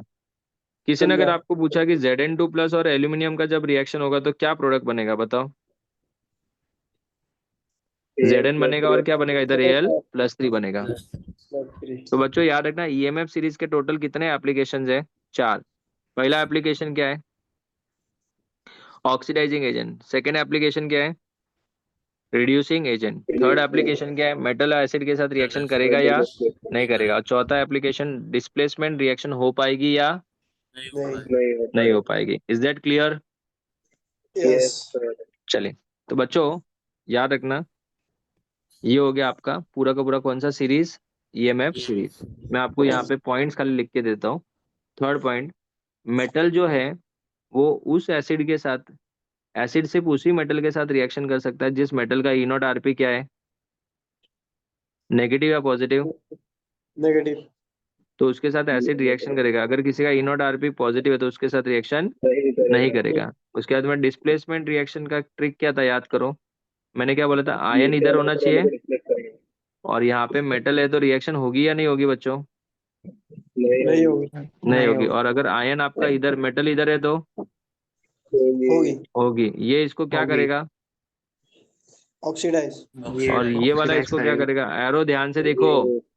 Reduce. रिड्यूस करेगा। सिंपल, समझा सबको? Yes. तो this is about EMF series. कभी कभी वो लोग पता है ऐसे क्वेश्चन भी पूछते हैं कि अगर हम लोग ने सिल्वर के स्पून को, अभी ढूंढो सिल्वर का स्पून किधर, इधर ना, सिल्वर के स्पून को हमने कॉपर सल्फेट के सॉल्यूशन में रखा तो कुछ होगा क्या? अभी बहुत सारे बच्चों को मालूम ही नहीं कॉपर सल्फेट मतलब Cu2+ होता है। बोलो कुछ होगा? नहीं होगा। नहीं. लेकिन अगर कॉपर के रॉड को मैं सिल्वर AgNO3 में रखूं तो होगा. तो होगा। अगर मैंने जिंक रॉड को बेटा कॉपर सल्फेट में रखा तो कुछ रिएक्शन होगी? नहीं. क्या नहीं? क्या नहीं? हाँ हाँ, होगी. बराबर ना? जिंक डिपॉजिट हो जाएगा। जिंक जो है ने कॉपर को डिस्प्लेस करेगा ना? Yes. हाँ। नहीं, हाँ, अभी रुक जाओ। अगर मैंने निकल के रॉड को Zn2+ में रखा तो नहीं होगा। नहीं नहीं होगा। होगा. खत्म। सिंपल। आई होप सबको समझा। Yes Yes, sir, sir. Clear. आगे बढ़ते बच्चों, नेक्स्ट टॉपिक पे आते हैं। इसके बाद आता है हमारा इलेक्ट्रोलाइटिक सेल। सेकेंड टॉपिक आता है electrolytic cell. Corrosion is not there in the syllabus. I hope सबको पता है। Okay sir. कोई आउटडेटेड बच्चा है इसमें? नहीं ना? तो जिसको नहीं पता था, आई होप नहीं. सबको मैंने बता दिया अभी कि corrosion is not there in the syllabus. ठीक है, आगे बढ़ते हैं। इलेक्ट्रोलाइटिक सेल में बच्चों हमको पढ़ना है इलेक्ट्रोलिसिस। और पूरे क्लास को पता होगा इलेक्ट्रोलिसिस जो होता है उसमें क्या होता है, हम लोग इलेक्ट्रिसिटी की मदद से कंपाउंड को ब्रेक करते हैं। तो इलेक्ट्रोलिसिस का मतलब होता है breaking of the compound with the help of dash electricity. Electrolysis के दो एस्पेक्ट होते हैं, एक होता है क्वालिटेटिव और एक होता है क्वांटिटेटिव। एक होता है क्वालिटेटिव और एक होता है क्वांटिटेटिव। क्वालिटेटिव का मतलब क्या होता है, व्हाट इज फॉर्म, मैंने इलेक्ट्रोलिसिस किया और उससे क्या बना, व्हाट इज फॉर्म्ड बस। एंड क्वांटिटेटिव में how much is formed, how much is formed, कितना बना, ऐसा। तो बच्चों, सब लोगों को, मुझे मालूम है बहुत सारे बच्चे ऐसे होंगे अभी जूम मीटिंग में जिनको रियल में ये ना आता ही नहीं है कि हम लोग कैसे प्रिडिक्ट करते हैं सर, या फिर आता है तो कुछ बोलते हैं ना सिलेक्टेड कंपाउंड्स का उन्होंने बेचारों ने लर्न किया है। मैं आपको ट्रिक्स बताता हूँ, प्लीज आप लेक्चर को ध्यान से सुनना, ठीक है। तो याद रखना, पहले अगर हम लोग बात करें क्वालिटेटिव, अगर मैं बात करूँ क्वालिटेटिव एनालिसिस की, तो बच्चों इलेक्ट्रोलिसिस जो है हम लोग 3 स्टेट में कर सकते हैं। मोल्टन में कर सकते हैं, एक्वस में कर सकते हैं और डाइल्यूट स्टेट में कर सकते हैं। मोल्टन में कर सकते हैं, एक्वस स्टेट में कर सकते हैं और डाइल्यूट स्टेट में कर सकते हैं। तीनों स्टेट में प्रोडक्ट अलग अलग आता है। और हमारे एनसीईआरटी का फेमस क्वेश्चन है NaCl। बेटा कौन है ये जो खाना खा रहा है अभी, म्यूट करके खाना खाओ, ठीक है। मोल्टन NaCl, मोल्टन NaCl मतलब पिघला हुआ NaCl। बच्चों NaCl का जो मेल्टिंग पॉइंट है ना 800 केल्विन है, 800 डिग्री सेल्सियस है, मतलब 1073। इतने हाई टेम्परेचर पे कोई इलेक्ट्रोलिसिस करता नहीं है। तो इसलिए हम लोग इसके अंदर CaCl2 ऐड करते हैं, याद करते हैं। क्या ऐड करते हैं बच्चों, CaCl2। इससे फ्यूजन टेम्परेचर कम हो जाता है, फ्यूजन टेम्परेचर क्या हो जाता है बच्चों, कम हो जाता है, याद रखना। इतना सबको समझा। अगर मैं यस NaCl का इलेक्ट्रोलिसिस करूँ तो Na+ होगा और Cl- होगा, करेक्ट ना। तो बताओ, Na+ यस सर होगा और क्या होगा, Cl-। इसका इलेक्ट्रोलिसिस किया तो Cl- जो है वो अनायन है कि कटायन है, अनायन है। तो कहाँ जाएगा, एनोड पे। और ये कौन है, कटायन है, तो कहाँ जाएगा, कैथोड पे। इसलिए बेटा कैथोड के ऊपर नेगेटिव चार्ज होता है, एनोड के ऊपर पॉजिटिव चार्ज होता है। सर ऐसे कैसे, अनायन जिस इलेक्ट्रोड की तरफ अट्रैक्ट होगा ऑब्वियसली उसके ऊपर चार्ज क्या होना चाहिए बच्चों, दिमाग लगाओ, पॉजिटिव ही होना चाहिए, नहीं तो वो अनायन किससे अट्रैक्ट होगा उसकी तरफ, समझा सही सही सही। ना। अगर मैं बात करूं एनोड के बारे में, तो एनोड पे 2Cl- will get convert into Cl2 + 2 electrons, correct है। और कैथोड की यस बात करूं तो यहाँ पे Na+ + 2 इलेक्ट्रॉन गिव्स Na, बराबर है। 2Na++ 2 electron gives Na। तो आप बताओ कैथोड पे क्या बना, एन बोलो, सोडियम। और एनोड पे क्या बना, सोडियम। Cl2। आज के बाद याद रखना सबसे बढ़िया ट्रिक, कोई भी अगर आपको मोल्टन कंपाउंड दे दे, molten calcium chloride, suppose calcium chloride, तो याद रखना जो पहला पार्ट होता है वो हमेशा कैथोड पे जाके जमा हो जाएगा, कुछ नहीं सोचने का। और दूसरा पार्ट है वो हमेशा एनोड पे जमा हो जाएगा, बस खत्म। तो बताओ अगर किसी ने पूछा मोल्टन कैल्शियम क्लोराइड तो बताओ क्या होगा, बताओ सब लोग बोलो। Ca+2Cl कैथोड कहाँ पे जाएगा, कैथोड पे कौन जाएगा, कैल्शियम जमा हो जाएगा। और कैल्शियम। एनोड पे कौन सा गैस बनेगा, Cl2। अभी बच्चे थोड़ा भी Cl2। दिमाग लगाते नहीं है बेटा, ऐसे डायरेक्ट लिख देते हैं। मैंने उनको पूछा एक बार मोल्टन AlCl3 का क्या होगा, बोलते हैं एल्यूमिनियम जाएगा कैथोड पे, बराबर है, कोई प्रॉब्लम नहीं है। बट बोलने के लिए टाइम थोड़ा सोचना तो चाहिए ना बेटा। मैंने बोला एनोड पे क्या जाएगा, बोलता है Cl3। बोलो Cl3 जाएगा कि Cl2 जाएगा, Cl2। Cl2 बनेगा। क्या मुझे था, मेरे हर एक स्टूडेंट का फर्स्ट वाला पार्ट, मोल्टन वाला पार्ट क्लियर हुआ। यस अभी बढ़ते बच्चों एक्वस की तरफ, वेरी वेरी इंपॉर्टेंट, सबसे इंपॉर्टेंट एक्वस ही है। अगर मेरे पास एक्वस सोल्यूशन है, कौन सा सोल्यूशन है, एक्वस सोल्यूशन। एक मिनट रुक जाओ,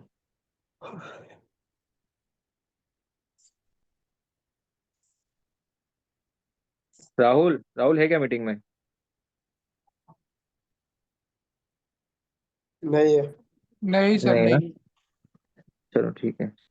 बोलो, एक्वस सोल्यूशन अगर हमारे पास है, ठीक है। जैसे अभी मुझे बात करते हैं, एक्वस NaCl बोल दिया, तो बच्चों मोल्टन जब मैं बोलता था तो उसमें कुछ पानी वानी कुछ रहता था क्या? नहीं। बोलो। नहीं नहीं sir. रहता था। नहीं। लेकिन अगर मैं एक्वस बोलूँ तो उसमें तो रहेगा ना बच्चों। Yes. हाँ सर, तो उसमें पानी रहेगा तो बच्चों डेफिनेटली उसमें H प्लस और OH माइनस होना चाहिए कि नहीं होना चाहिए?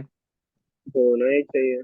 हाँ तो होना चाहिए। तो बच्चों इसमें Na प्लस होगा, Cl माइनस होगा, Na प्लस होगा, Cl माइनस होगा, H प्लस होगा और OH माइनस होगा। बराबर बच्चों, सब लोग ना एक चीज याद रखना, अनायन का एक कंसेप्ट याद रखना। अनायन का, अनायन में सबसे पहले जो ये होते हैं ऑक्सीडाइज होता है, वो कौन होता है मैं ऑर्डर बता देता हूँ। क्लोरीन सबसे ब्रोमीन। पहले ऑक्सीडाइज होता है I माइनस, फिर आता है Br माइनस। सबसे पहले ऑक्सीडाइज होगा, सबसे पहले रिएक्शन में पार्टिसिपेट करेगा I माइनस, फिर Br माइनस, फिर Cl माइनस, फिर OH माइनस, फिर NO3 माइनस, फिर SO4 माइनस। अगर मेरे पास में कौन कौन है बताओ, Cl minus हुए. और OH माइनस है, तो सिलेक्ट कौन होगा बताओ? Cl। Cl minus. Cl minus. Simple. अभी मुझे एक बात बताओ, आंसर करना, कि यहाँ पे Cl माइनस सिलेक्ट होगा Yes. और इन दोनों में से कौन सिलेक्ट होगा सर, वो कैसे पता चलेगा? सिंपल, आपको ये देखना है सीरीज। बताओ इस सीरीज में Na प्लस और H प्लस में से कौन सिलेक्ट होना चाहिए? आपके दिमाग के लगाओ यहाँ पे, Na प्लस और H प्लस में से कौन सिलेक्ट होना चाहिए? बताओ। Na प्लस मतलब इधर होगा, H जिसका वैल्यू plus. ज्यादा पॉजिटिव वो सिलेक्ट होगा। कौन सिलेक्ट होगा? H plus. H तो अगर plus। H प्लस सिलेक्ट होगा बच्चों, तो यहाँ से Na प्लस सिलेक्ट हुआ, यहाँ से H प्लस सिलेक्ट हुआ। H प्लस बच्चों कटायन है कि अनायन है? Cation. Cation। तो कैथोड पे जाके H2 गैस बना देगा। और ये कौन है? Anion है. अनायन है। एनोड पे क्या बना देगा? Cl2। Cl. तो सोल्यूशन में कुछ ना कुछ तो बचेगा ना बच्चों। Yes. और तो सोल्यूशन में क्या बचेगा बच्चों, दिमाग लगाओ। NaOH। NaOH एक मिनट रुक plus. जाओ। NaOH बचेगा ना? बढ़िया होगा। Yes. हाँ तो अगर NaOH सोल्यूशन में बचेगा, सोल्यूशन में NaOH बचेगा, बराबर ना, सोल्यूशन में अगर NaOH बचेगा तो इट इज बेसिक या एसिडिक? Basic। Basic. तो pH will be more than 7 ना, Yes। Yes. And red litmus paper will turn blue. हो गया। इतने सारे क्वेश्चन आ सकते हैं इस पे बच्चों, इतने सारे क्वेश्चन। समझा सबको? Yes sir. ना, आपको नेक्स्ट क्वेश्चन पूछता हूँ, नंबर 2। किसी ने अगर आपको पूछा एक्वस CuSO4, बहुत ही फेवरेट क्वेश्चन है, बताओ। Cu2 plus SO4 minus 2, H plus and OH minus, बताओ इन दोनों में से कौन सिलेक्ट होगा? बताओ इन दोनों में से। OH minus. तो OH अगर यहाँ minus। पे बच्चों OH माइनस सिलेक्ट होता है, OH माइनस, तो आप बताओ H प्लस और Cu2 प्लस में से कौन सिलेक्ट होना चाहिए? बताओ H plus and Cu2 plus. Cu2 plus इधर है, H प्लस इधर है, बोलो। Cu। Cu2 plus. तो Cu2 प्लस सिलेक्ट हो गया। तो बच्चों यहाँ पे एनोड पे क्या बनेगा, सॉरी कैथोड पे क्या बनेगा? कॉपर। Copper। और एनोड पे बच्चों OH माइनस से O2 बनता है, याद रखना। तो आप बताओ सोल्यूशन में क्या है अभी, बताओ। H plus SO4 minus. अगर H2SO4 सोल्यूशन में है तो it is going to be acidic या basic? Acidic। Acidic. And pH will be less than 7, blue litmus Less paper than. Turns red. नहीं समझा? समझा बच्चों? Yes sir. एक एग्जांपल और करते हैं, चलो। किसी ने बोला आपको एक्वस KNO3, बताओ। बताओ K plus NO3 NO3 minus minus. H plus and OH minus, OH. बराबर। आप बताओ K प्लस और H प्लस में से कौन सिलेक्ट होगा? H plus। OH minus. और यहाँ पे OH माइनस, बराबर है। तो बताओ यहाँ पे कैथोड पे क्या बनेगा? H2 बनेगा। H2। एनोड पे क्या बनेगा? O2। O2। तो बचा क्या सोल्यूशन में? K plus NO. हाँ तो KNO3 is a salt of strong acid and strong base ना। तो pH Yes. Will be equal to 7 and it will be acidic, basic या न्यूट्रल? Neutral। Neutral. न्यूट्रल हो गया। चलो नेक्स्ट एग्जांपल करते हैं, नंबर 4। डाइल्यूट NaCl, बराबर है। बोलो। आज के बाद याद रखना, जब भी याद रखना, क्या आ जाए बच्चों? Dilute. डाइल्यूट। डाइल्यूट आया ना बच्चों, खुश हो जाना, क्यों? टेंशन ही नहीं। क्योंकि यहाँ पे Na प्लस और Cl माइनस को लेना ही नहीं है, क्योंकि वो डाइल्यूट है बच्चों। Dilute sir. मतलब उसमें मेजोरिटी वाटर ही है, तो याद रखना हाँ, डाइल्यूट में हमेशा कैथोड पे H2 बनता है और एनोड पे क्या बनता है, O2. O2। खत्म, स्टोरी इज ओवर। इसके अलावा कुछ नहीं बनता है। तो आज के बाद एनी डाइल्यूट सोल्यूशन, हाँ, any dash solution, dilute Yes. Solution, cathode पे हमेशा H2, एनोड पे हमेशा O2, बस खत्म। इसमें कोई पीएच वीएच का कोई झंझट करने का नहीं। तो बताओ कितने स्टेट में हमने पढ़ा बच्चों, मोल्टन पढ़ा, एक्वस पढ़ा और डाइल्यूट पढ़ा। कभी कभी वो लोग अभी नया ट्रेंड निकाल रहे हैं, एक्वस की जगह पे वर्ड कभी कभी कॉन्सेंट्रेटेड भी यूज करते हैं, तो both are one and the same. अभी हमने जो पढ़ा वो कौन सा वाला था बच्चों, क्वालिटेटिव या क्वांटिटेटिव? क्वालिटेटिव ना। Yes. क्वांटिटेटिव में बच्चों कुछ नहीं करना है आपको, खाली दो फॉर्मूला लिखना है बस। क्वांटिटेटिव में, क्वांटिटेटिव एनालिसिस में आपको फैराडेज के दो फॉर्मूलाज लिखने हैं बच्चों खाली, बराबर है। What is Faraday's first law बच्चों, बोलो। W is equal to I T upon 96,500 into molar mass upon valency. ये फॉर्मूला याद रखना। इसमें I का मतलब करंट है और वो एम्पियर में ही होना चाहिए, टाइम हमेशा सेकंड में होना चाहिए, ठीक है। उसके बाद में सेकेंड लॉ भी एक है। सेकेंड लॉ क्या बोलते हैं,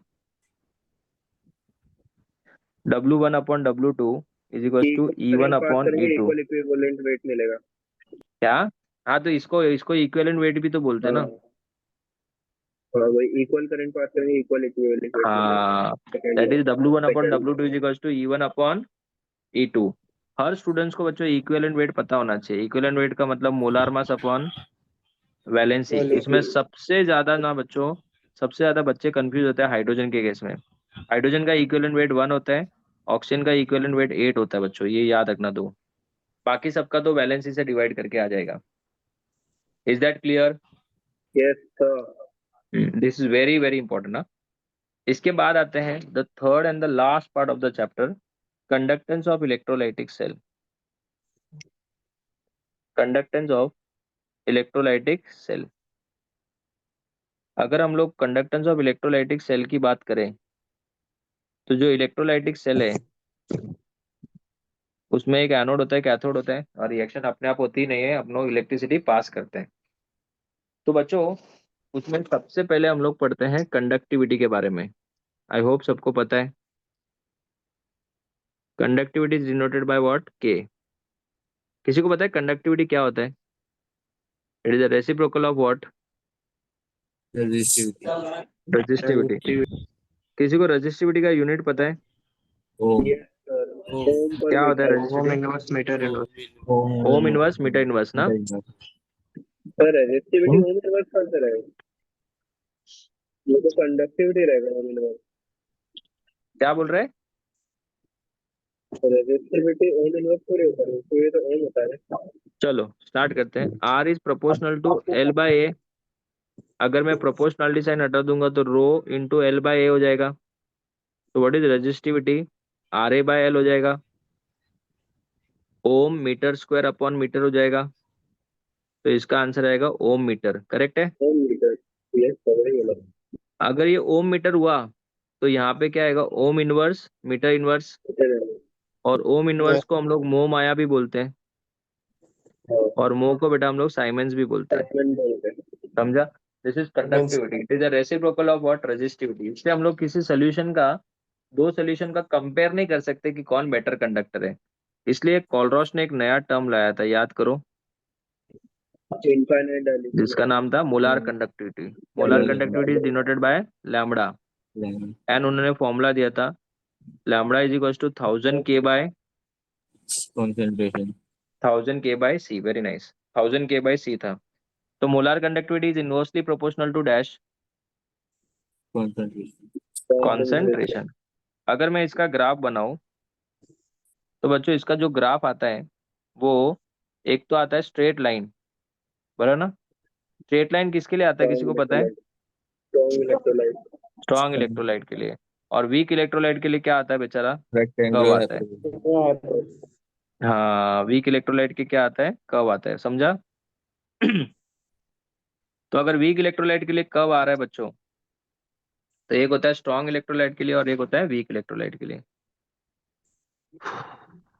ये हो गया आपका स्ट्रॉन्ग इलेक्ट्रोलाइट और ये हो गया वीक इलेक्ट्रोलाइट। अगर मैं बच्चों स्केल और पेंसिल यूज करता हूँ, मान लेते हैं क्या यूज करता हूँ, स्केल और पेंसिल, तो मैं अगर ये स्ट्रॉन्ग इलेक्ट्रोलाइट के लाइन को एक्सटेंड करूँ तो क्या ये जाके कहीं ना कहीं मिलेगा बच्चों, Yes. है ना। और जहां पे ये जाके मिलता है, इस पॉइंट को ध्यान से देखो, इसको बोलते हैं लैम्बडा नॉट, और इसी को हम लोग बोलते हैं molar conductivity eight dash concentration, 0.7 zero concentration, और या तो फिर इनफाइनाइट डाइल्यूशन। यहाँ पे कॉन्सेंट्रेशन का रूट निकला है, बराबर है। तो आप बताओ, इसी को हम लोग बोलते हैं लैम्बडा नॉट, क्या इसका वैल्यू इससे ज्यादा हो सकता है? Yes. इसलिए इसको बोलते हैं लिमिटिंग मोलार कंडक्टिविटी। वापस बोलो।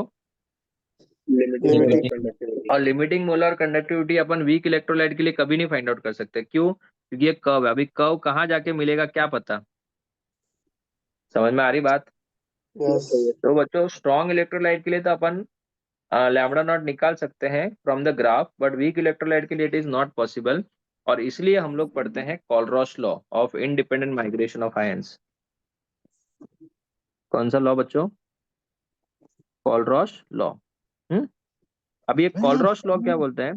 कॉलरॉस law of independent migration of ions क्या बोलते हैं कि अगर हमारे पास इनफाइनाइटली डाइल्यूट सोल्यूशन हो, तो each ion migrates independently of its co-ion and makes their own contribution towards total molar conductivity। total molar conductivity में अपना contribution देंगे, जिसमें ions के concentration और उनके सॉरी इसमें ions के नेचर के ऊपर डिपेंड करता नहीं है। जैसे अगर किसी ने पूछा लैम्बडा नॉट ऑफ AgI, तो AgI में कौन कौन से आयन्स है बच्चों? Ag plus Ag plus and, lambda naught of I minus, बस खाली इन दोनों पे डिपेंड करेगा और किसी के ऊपर डिपेंड करेगा नहीं। इसी को बोलते हैं कॉलरॉस लॉ।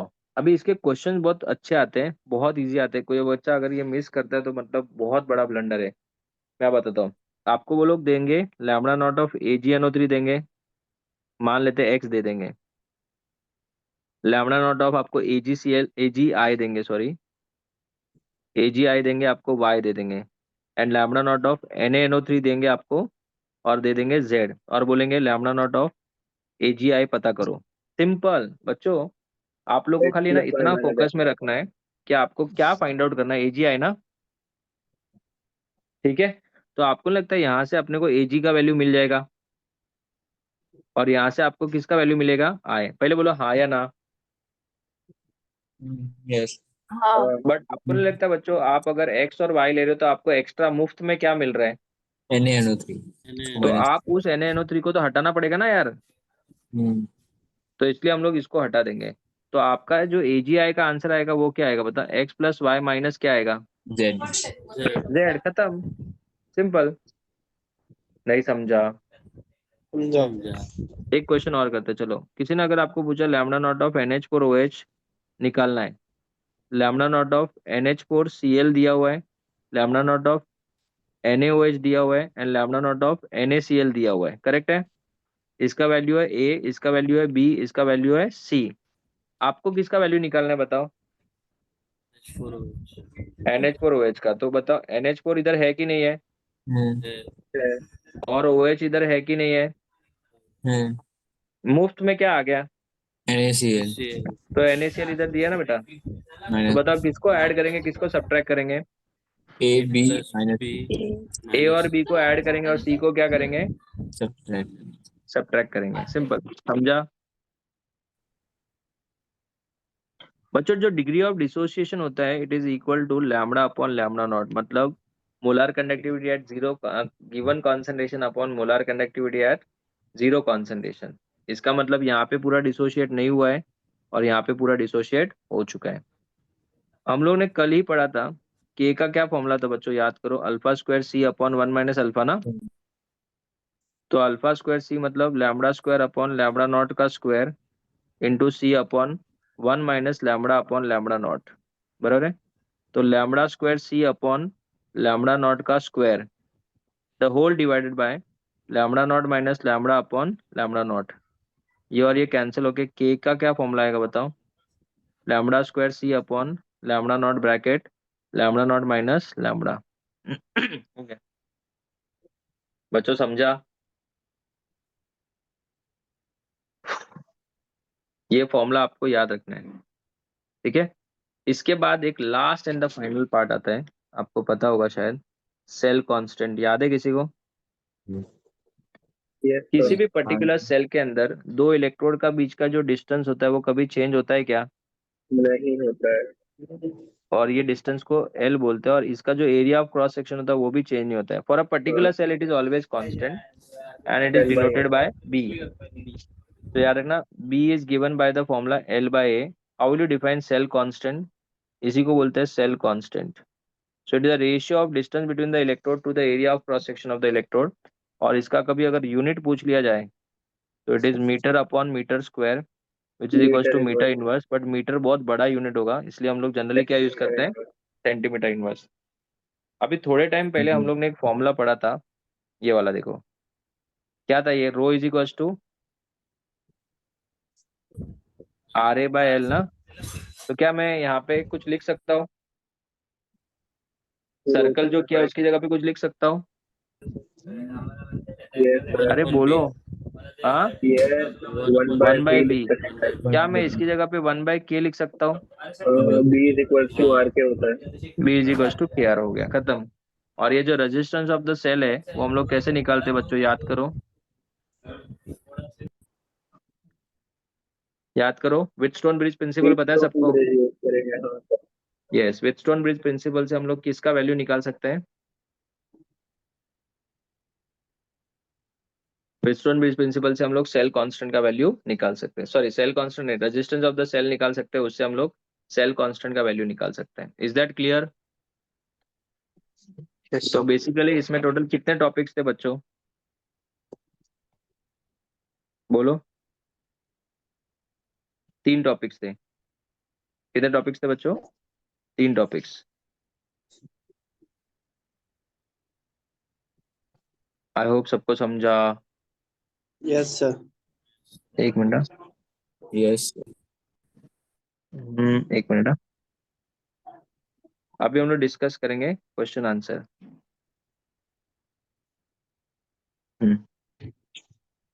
टिंग टिंग टुडिंग टिंग टिंग टिंग टिंग टिंग।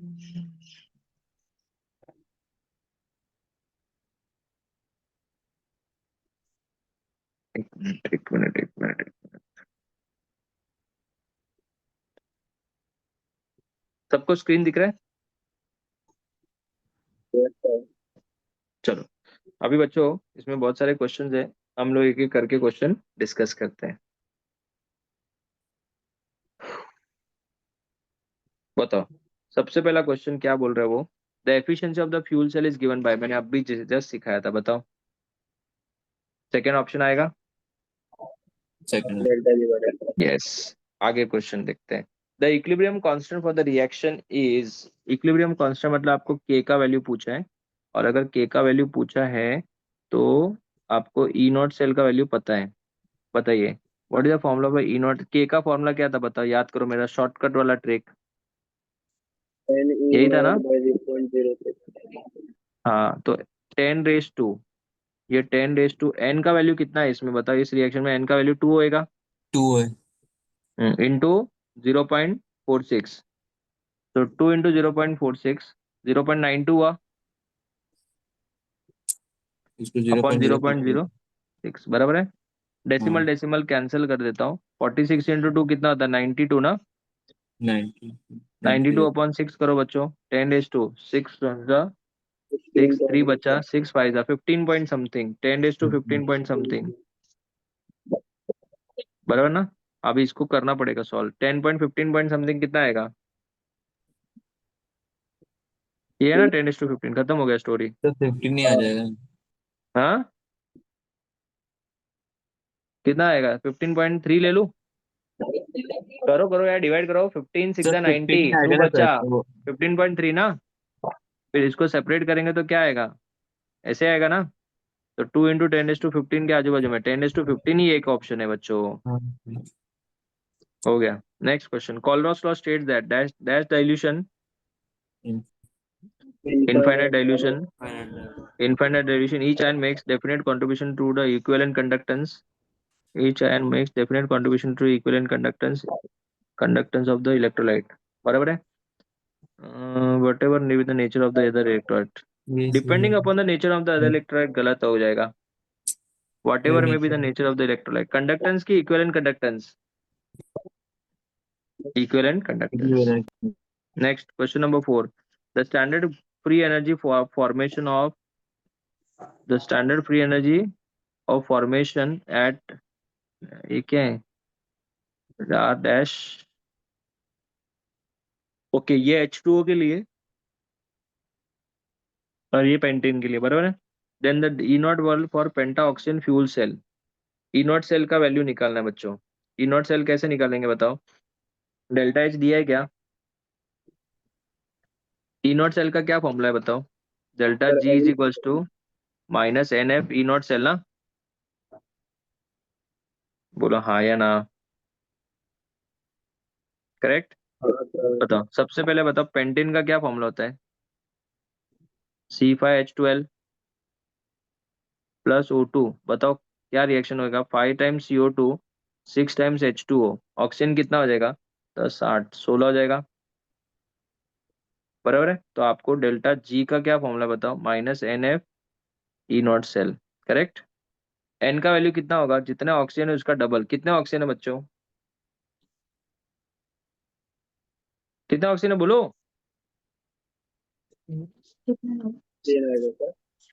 अरे 8 O2 है यार तो 16 ऑक्सीजन हुआ ना. हाँ ये ट्रिक याद रखना. हाँ एन का वैल्यू सीधा ऑक्सीजन जितना होता है उसका डबल. एफ का वैल्यू 96,500. ई नॉट सेल तो पता करना है. डेल्टा जी कैसे निकालोगे बताओ. प्रोडक्ट माइनस रिएक्टेंट ना. डेल्टा जी का क्या फॉर्मूला आएगा बच्चों. ये वाले इक्वेशन का प्रोडक्ट माइनस रिएक्टेंट करना पड़ेगा. So delta G will be equal to summation of energy gives energy of product minus summation of gives energy of reactant. बच्चों थोड़ा सम में कैलकुलेशन रहेगा. आपको प्रोडक्ट माइनस रिएक्टेंट मतलब ये दोनों का माइनस O2 का तो जीरो हो जाएगा.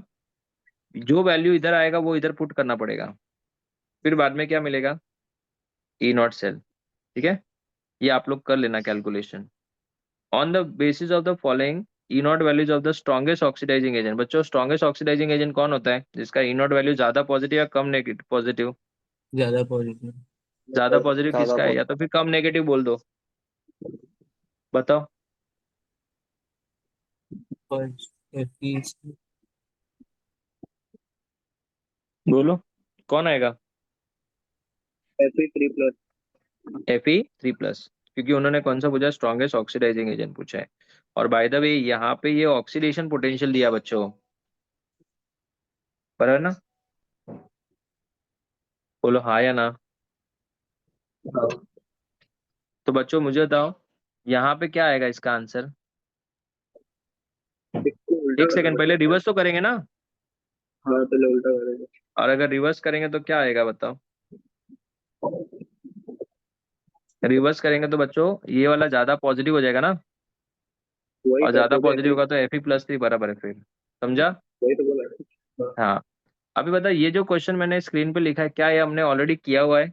यस हाँ इसका कौन सा फॉर्मूला यूज करेंगे. N1 एन एंड ई और यहाँ पे N2 E2/N3 ना. बराबर है. yes sir, N1 E01 plus N2 E02/N3 ये वाला आप लोग सॉल्व कर लेना बच्चों. ठीक है. मैंने ऑलरेडी किया है इसलिए बोल रहा हूँ. Al2O3 is reduced by electrolysis at low potential and high current. 4 into 10 to 4 ampere of current is passed through molten Al2O3 for 6 hours. What mass of aluminum is produced? कितना एल्यूमिनियम का मास produce होगा. Assume 100% current efficiency. मतलब 100% current efficiency हम लोग को assume करना है. तो बच्चों सबसे पहले W इज इक्वल टू क्या आएगा बताओ. IT/96,500 mm/वैलेंसी. समझा सबको. W वेट आपको पूछा ही है. करंट कितना है बच्चों.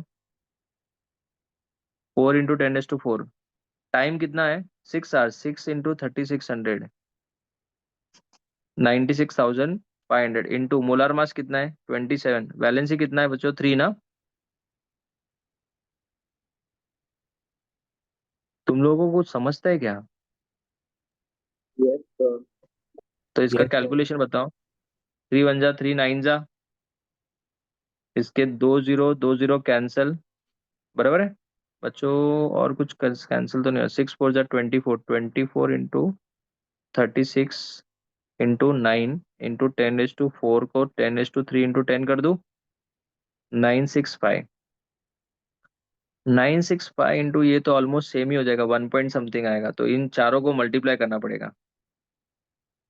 कितना आएगा अप्रोक्सीमेटली, कैलकुलेट करते चलो। 24 इंटू 36 इंटू 9, 9 कितना आएगा? 77760, 77760। ऐसा कोई ऑप्शन है?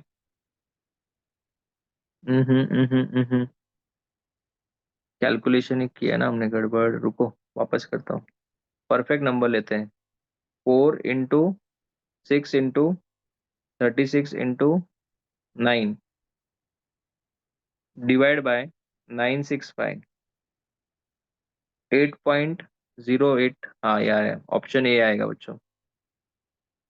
ऑप्शन क्या आएगा? ए। सेवेंथ का क्या दिया आंसर की मैं? सेवेंथ का आंसर 1 दिया, बराबर है। अगला question, 8th question. The equivalent conductance of M/32 solution of weak monobasic acid is this. ठीक है, ये लैम्बडा है। एंड एट इनफाइनाइट डिल्यूशन मतलब lambda naught, the dissociation constant of the acid. बच्चों कौन सा फॉर्मूला आएगा बताओ? K is equals to lambda square C upon lambda naught, bracket lambda not minus lambda ना। बोलो हाँ या ना। Yes, sir. हाँ। पक्का? तो वैल्यू Yes. पुट करना पड़ेगा बच्चों इसमें थोड़ा। आई रिपीट, थोड़ा सा वैल्यू आपको पुट करना पड़ेगा। चलो करके देखते हैं। चलो ज्यादा टाइम लगा तो अपन देखते हैं। बोलो K is equals to lambda square, lambda का स्क्वायर मतलब 8 का स्क्वायर ना।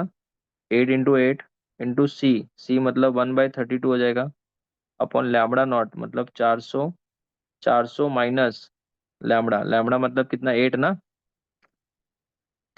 8 1 जा 8, 4 जा 4, 1 जा 4, 2 जा 4, 200, 200 हो जाएगा। ये 200 इंटू यहाँ पे कितना आएगा? 392 ना। हाँ 392। तो बच्चों इसको एक काम करते हैं, 10⁻² ऊपर भेज दो। 10⁻² ऊपर गया तो 10⁻² हो जाएगा। 2 इंटू 392 ना। 392 को 3.92 इंटू 10⁻² और ले लो तो 10⁻⁻4 हो जाएगा। अभी 10⁻⁻4 अपॉन इन दोनों को मल्टीप्लाई करो, इसको 4 ले लो ना, 8 हो जाएगा। 1/8 इज 0.125 इंटू 10⁻⁻4, तो इंटू 10⁻⁻5 आएगा। ऐसा कोई ऑप्शन है? Option D. 8 का क्या आंसर दिया है? Option 4 correct. अगला question, among the following which is the strongest oxidizing agent. बच्चों सबको पता है F2। F2. An increase in the equivalent conductance of a strong electrolyte with the dilution is mainly due to, बोलो। क्योंकि उसका ionization complete होता है ना बच्चों, और अगर आयनाइजेशन कंप्लीट होगा तो बोलो। स्ट्रॉन्ग इलेक्ट्रोलाइट है कि वीक इलेक्ट्रोलाइट है? स्ट्रॉन्ग। आयनाइजेशन कंप्लीट होगा, डाइल्यूट है ना, लेकिन विद डाइल्यूशन। वो तो पहले से स्ट्रॉन्ग इलेक्ट्रोलाइट तो जो है बच्चों, वो तो पहले से ही डिसोशिएटेड होता ही है। तो इसके केस में मुझे तो 100% आयनाइजेशन तो बेटर नहीं लग रहा है। हाँ ये बोल सकते हैं कि आप डाइल्यूट करोगे तो उसको स्पेस ज्यादा मिलेगा, आयनिक मोबिलिटी बढ़ सकती है। Mobility बढ़ेगा। हाँ तो ये एक हो सकता है ऑप्शन। 10th का आंसर क्या दिया एक बार चेक करो। 10 का आंसर 2 दिया, बराबर है, आयनिक मोबिलिटी। चलो next question, for the reduction of silver with the copper metal, reduction of silver ions with copper. हाँ बच्चों रिएक्शन देखो जरा। Ag plus plus Cu gives what? Ag plus Cu2 plus ना। For the reduction of silver ions with copper metal, the standard cell potential was found to be 0.46. Okay, E naught cell दिया है। The value of delta G naught, बच्चों कितना easy है। Delta G not का क्या formula होता है? Minus NF E naught cell ना। एन का वैल्यू कितना है? सिल्वर है तो 2 आएगा ना, इधर 2 आएगा, तो 2 आएगा। -2 इंटू 96,500 अपॉन 1000, क्योंकि किलो जूल में करना है, इंटू ई नॉट सेल कितना है? 0.46 ना। म्यूट करो म्यूट करो, 2 0 कैंसिल। 96.5 इंटू 2 193, 193 इंटू 0.46 करना पड़ेगा। 193 इंटू 0.46, 193 इंटू 0.46 मतलब 0.5 हुआ, 193 का half, I think it is 98 ही आएगा ना,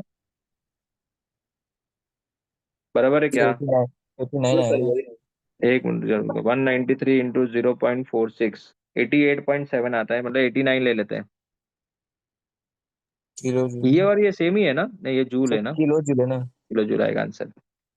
next question, which of the following expression correctly represents the equivalent conductance of dilute Al2SO4, SO4 thrice ना, बताओ Al2SO4 thrice का क्या आएगा बच्चों? 2 टाइम्स तो Al आना तो चाहिए, 10 से एंड 3 टाइम्स क्या आना चाहिए? SO4 - 2 ना। First of. यस।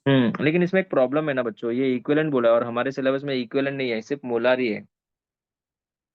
इक्विवेलेंट में हम लोग वैलेंसी से डिवाइड भी करते हैं ना बच्चों। हम्म इक्विवेलेंट में हम लोग वैलेंसी से क्या करते हैं? डिवाइड भी करते हैं।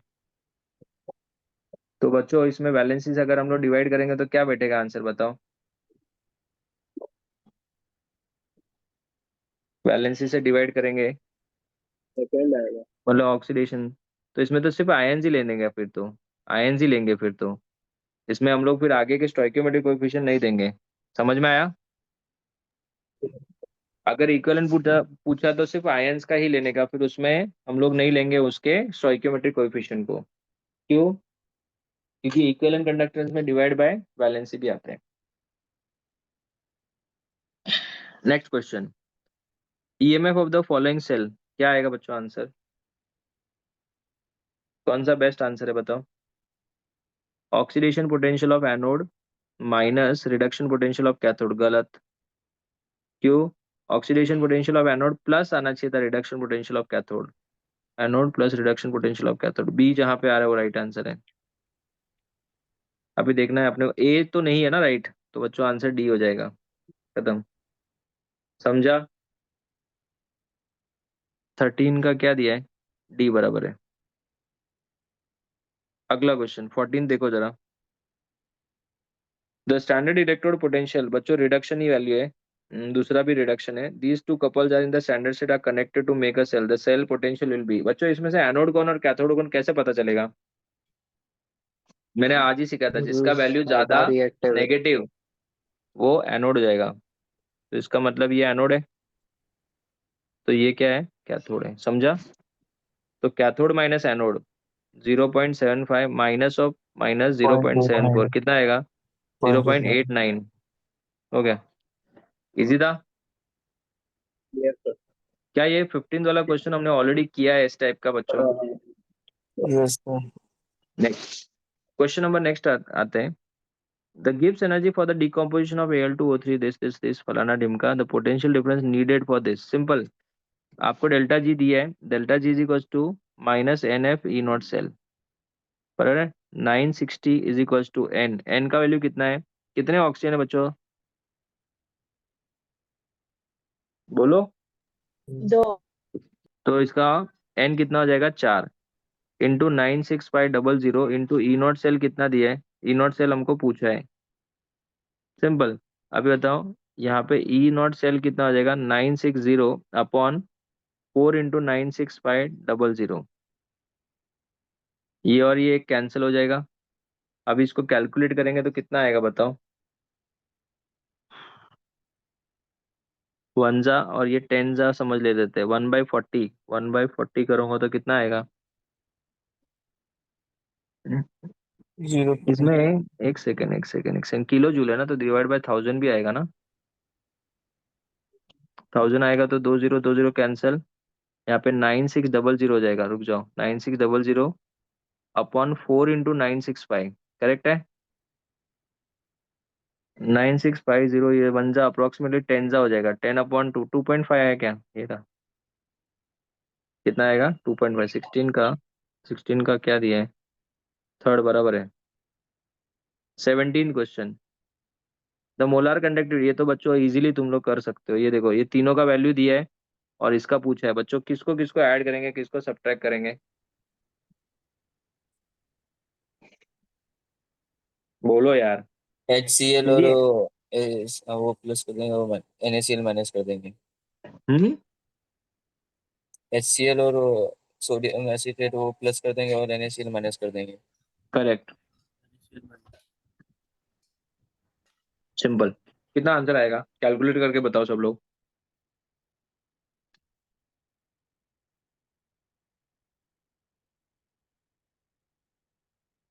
हम्म 300 के आसपास वाला ये 690 390 390 के आसपास। 390। Very good. Next,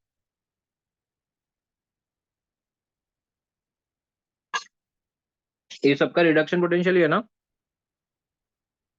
strongest oxidizing and reducing agent पूछा है बच्चों। तो ऑक्सीडाइजिंग के लिए सबसे ज्यादा पॉजिटिव, बोलो कौन है सबसे ज्यादा पॉजिटिव। ऐसी हो गया खत्म। सब लोग मुझे तो ये वाला सॉल्व करके बताएंगे। चलो क्या आंसर आएगा 19 वाला। चलो चलो फास्ट, थोड़ा नाश्ता करता हूँ मैं।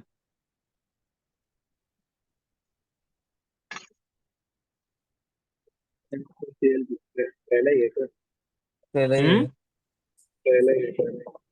पहले ये पक्का। पहले ही आएगा। हम्म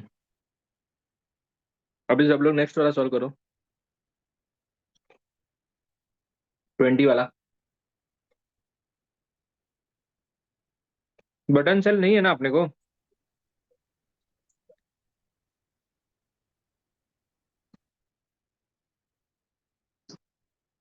ये वर्किंग नहीं है बच्चों अपने को।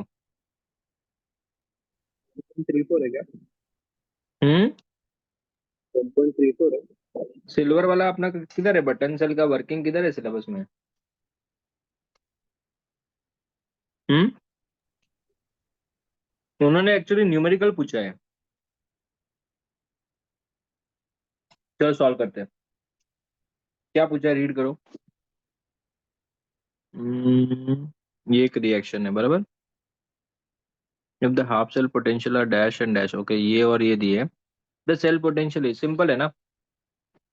सेल पोटेंशियल क्या formula, E not cell is equal to E not of cathode minus E not of anode ना। कौन है कैथोड इसमें बताओ।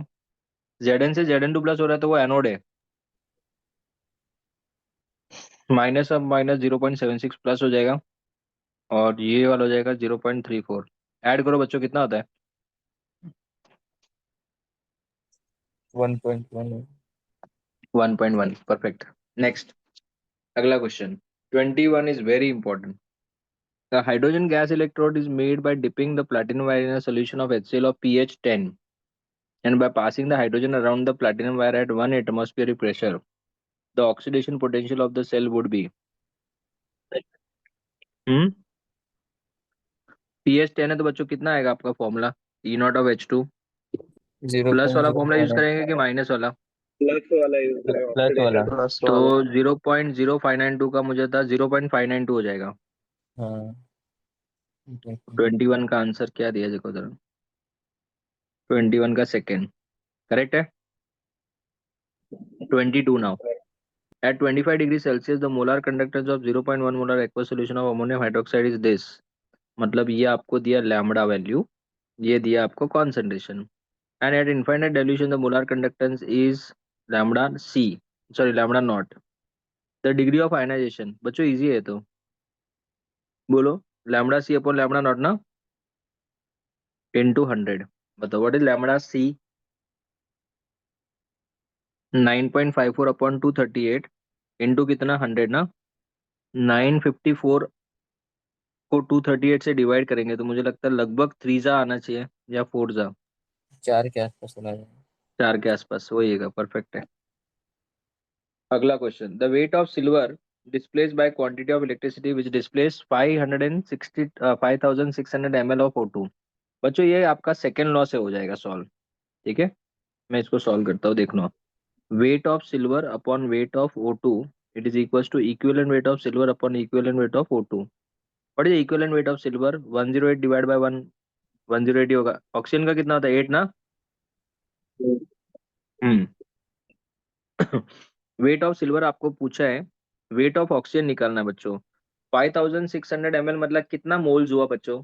1/4 1/4 मोल्स को मास में कन्वर्ट करने के लिए molar mass 32 multiply by molar mass मतलब 32, कितना आएगा? 8 ग्राम हुआ ना? 8 ग्राम। 8 8 कैंसिल, आंसर इज 108 हो गया। Yes sir. समझा? अगला question, 0.1 mole of MnO4 minus is oxidized. The quantity of electricity required to completely oxidize dash to dash. इसमें Mn क्या था ऑक्सीडेशन नंबर वाइज? +6 था ना? +6 है प्लस +6 मतलब 1 मोल के लिए 1 मोल ऑफ इलेक्ट्रॉन चाहिए, तो 0.1 मोल के लिए 0.1 मोल ऑफ इलेक्ट्रॉन ना, दैट इज 9650। समझा सबको? 1 मोल ऑफ इलेक्ट्रॉन होता तो 96500 होता ना। अभी 0.1 मोल है तो कितना आएगा? 0.1 से कट गया। 9650 ही होगा, हाँ या ना? बराबर है? अरे हाँ या ना? समझा सबको? अरे तुम लोग नींद में हो के समझा कि नहीं समझा?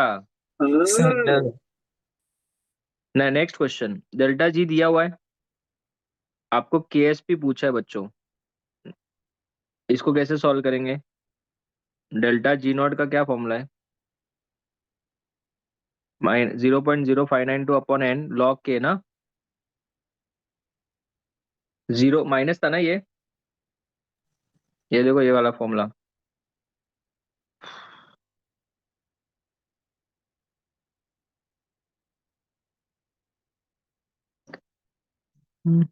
ये वाला दिख रहा है?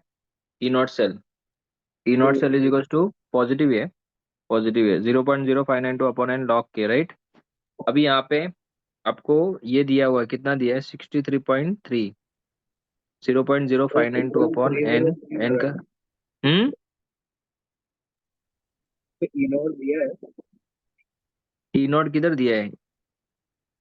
अरे यहाँ पे ई नॉट सेल आएगा ना। समझा समझा समझा, रुक जा रुक जा रुक जा रुक जा रुक जा रुक जा रुक जाओ। यहाँ पे क्वेश्चन में हम लोग क्या करेंगे, डेल्टा जी नॉट का क्या फॉर्मूला है, और आपको पूछा क्या है? केएसपी पूछा है ना, तो डेल्टा जी से सबसे पहले क्या करेंगे? ई नोट निकाले। डेल्टा जी से सबसे पहले क्या करेंगे? Minus N F E not cell निकालेंगे, और एन का वैल्यू कितना आएगा? 2 ही आएगा ना, इनके वजह 2 है। और एफ का value 96,500 divide by 1000, E not cell इससे पता चल जाएगा। एक बार ई नॉट सेल पता चला तो बच्चों सेकंड स्टेप में ये वाला सॉल्व करना, 0.0592 अपॉन एन लॉग के एस पी आएगा। समझा सबको? ये आप लोग एक बार सॉल्व कर लेना, ठीक है? कि मैं करूँ सॉल्व? आएगा सबको? हाँ वैल्यू है, पुट करना है बस। वैल्यू ना students take 5 minutes break and then paper discuss करते हैं।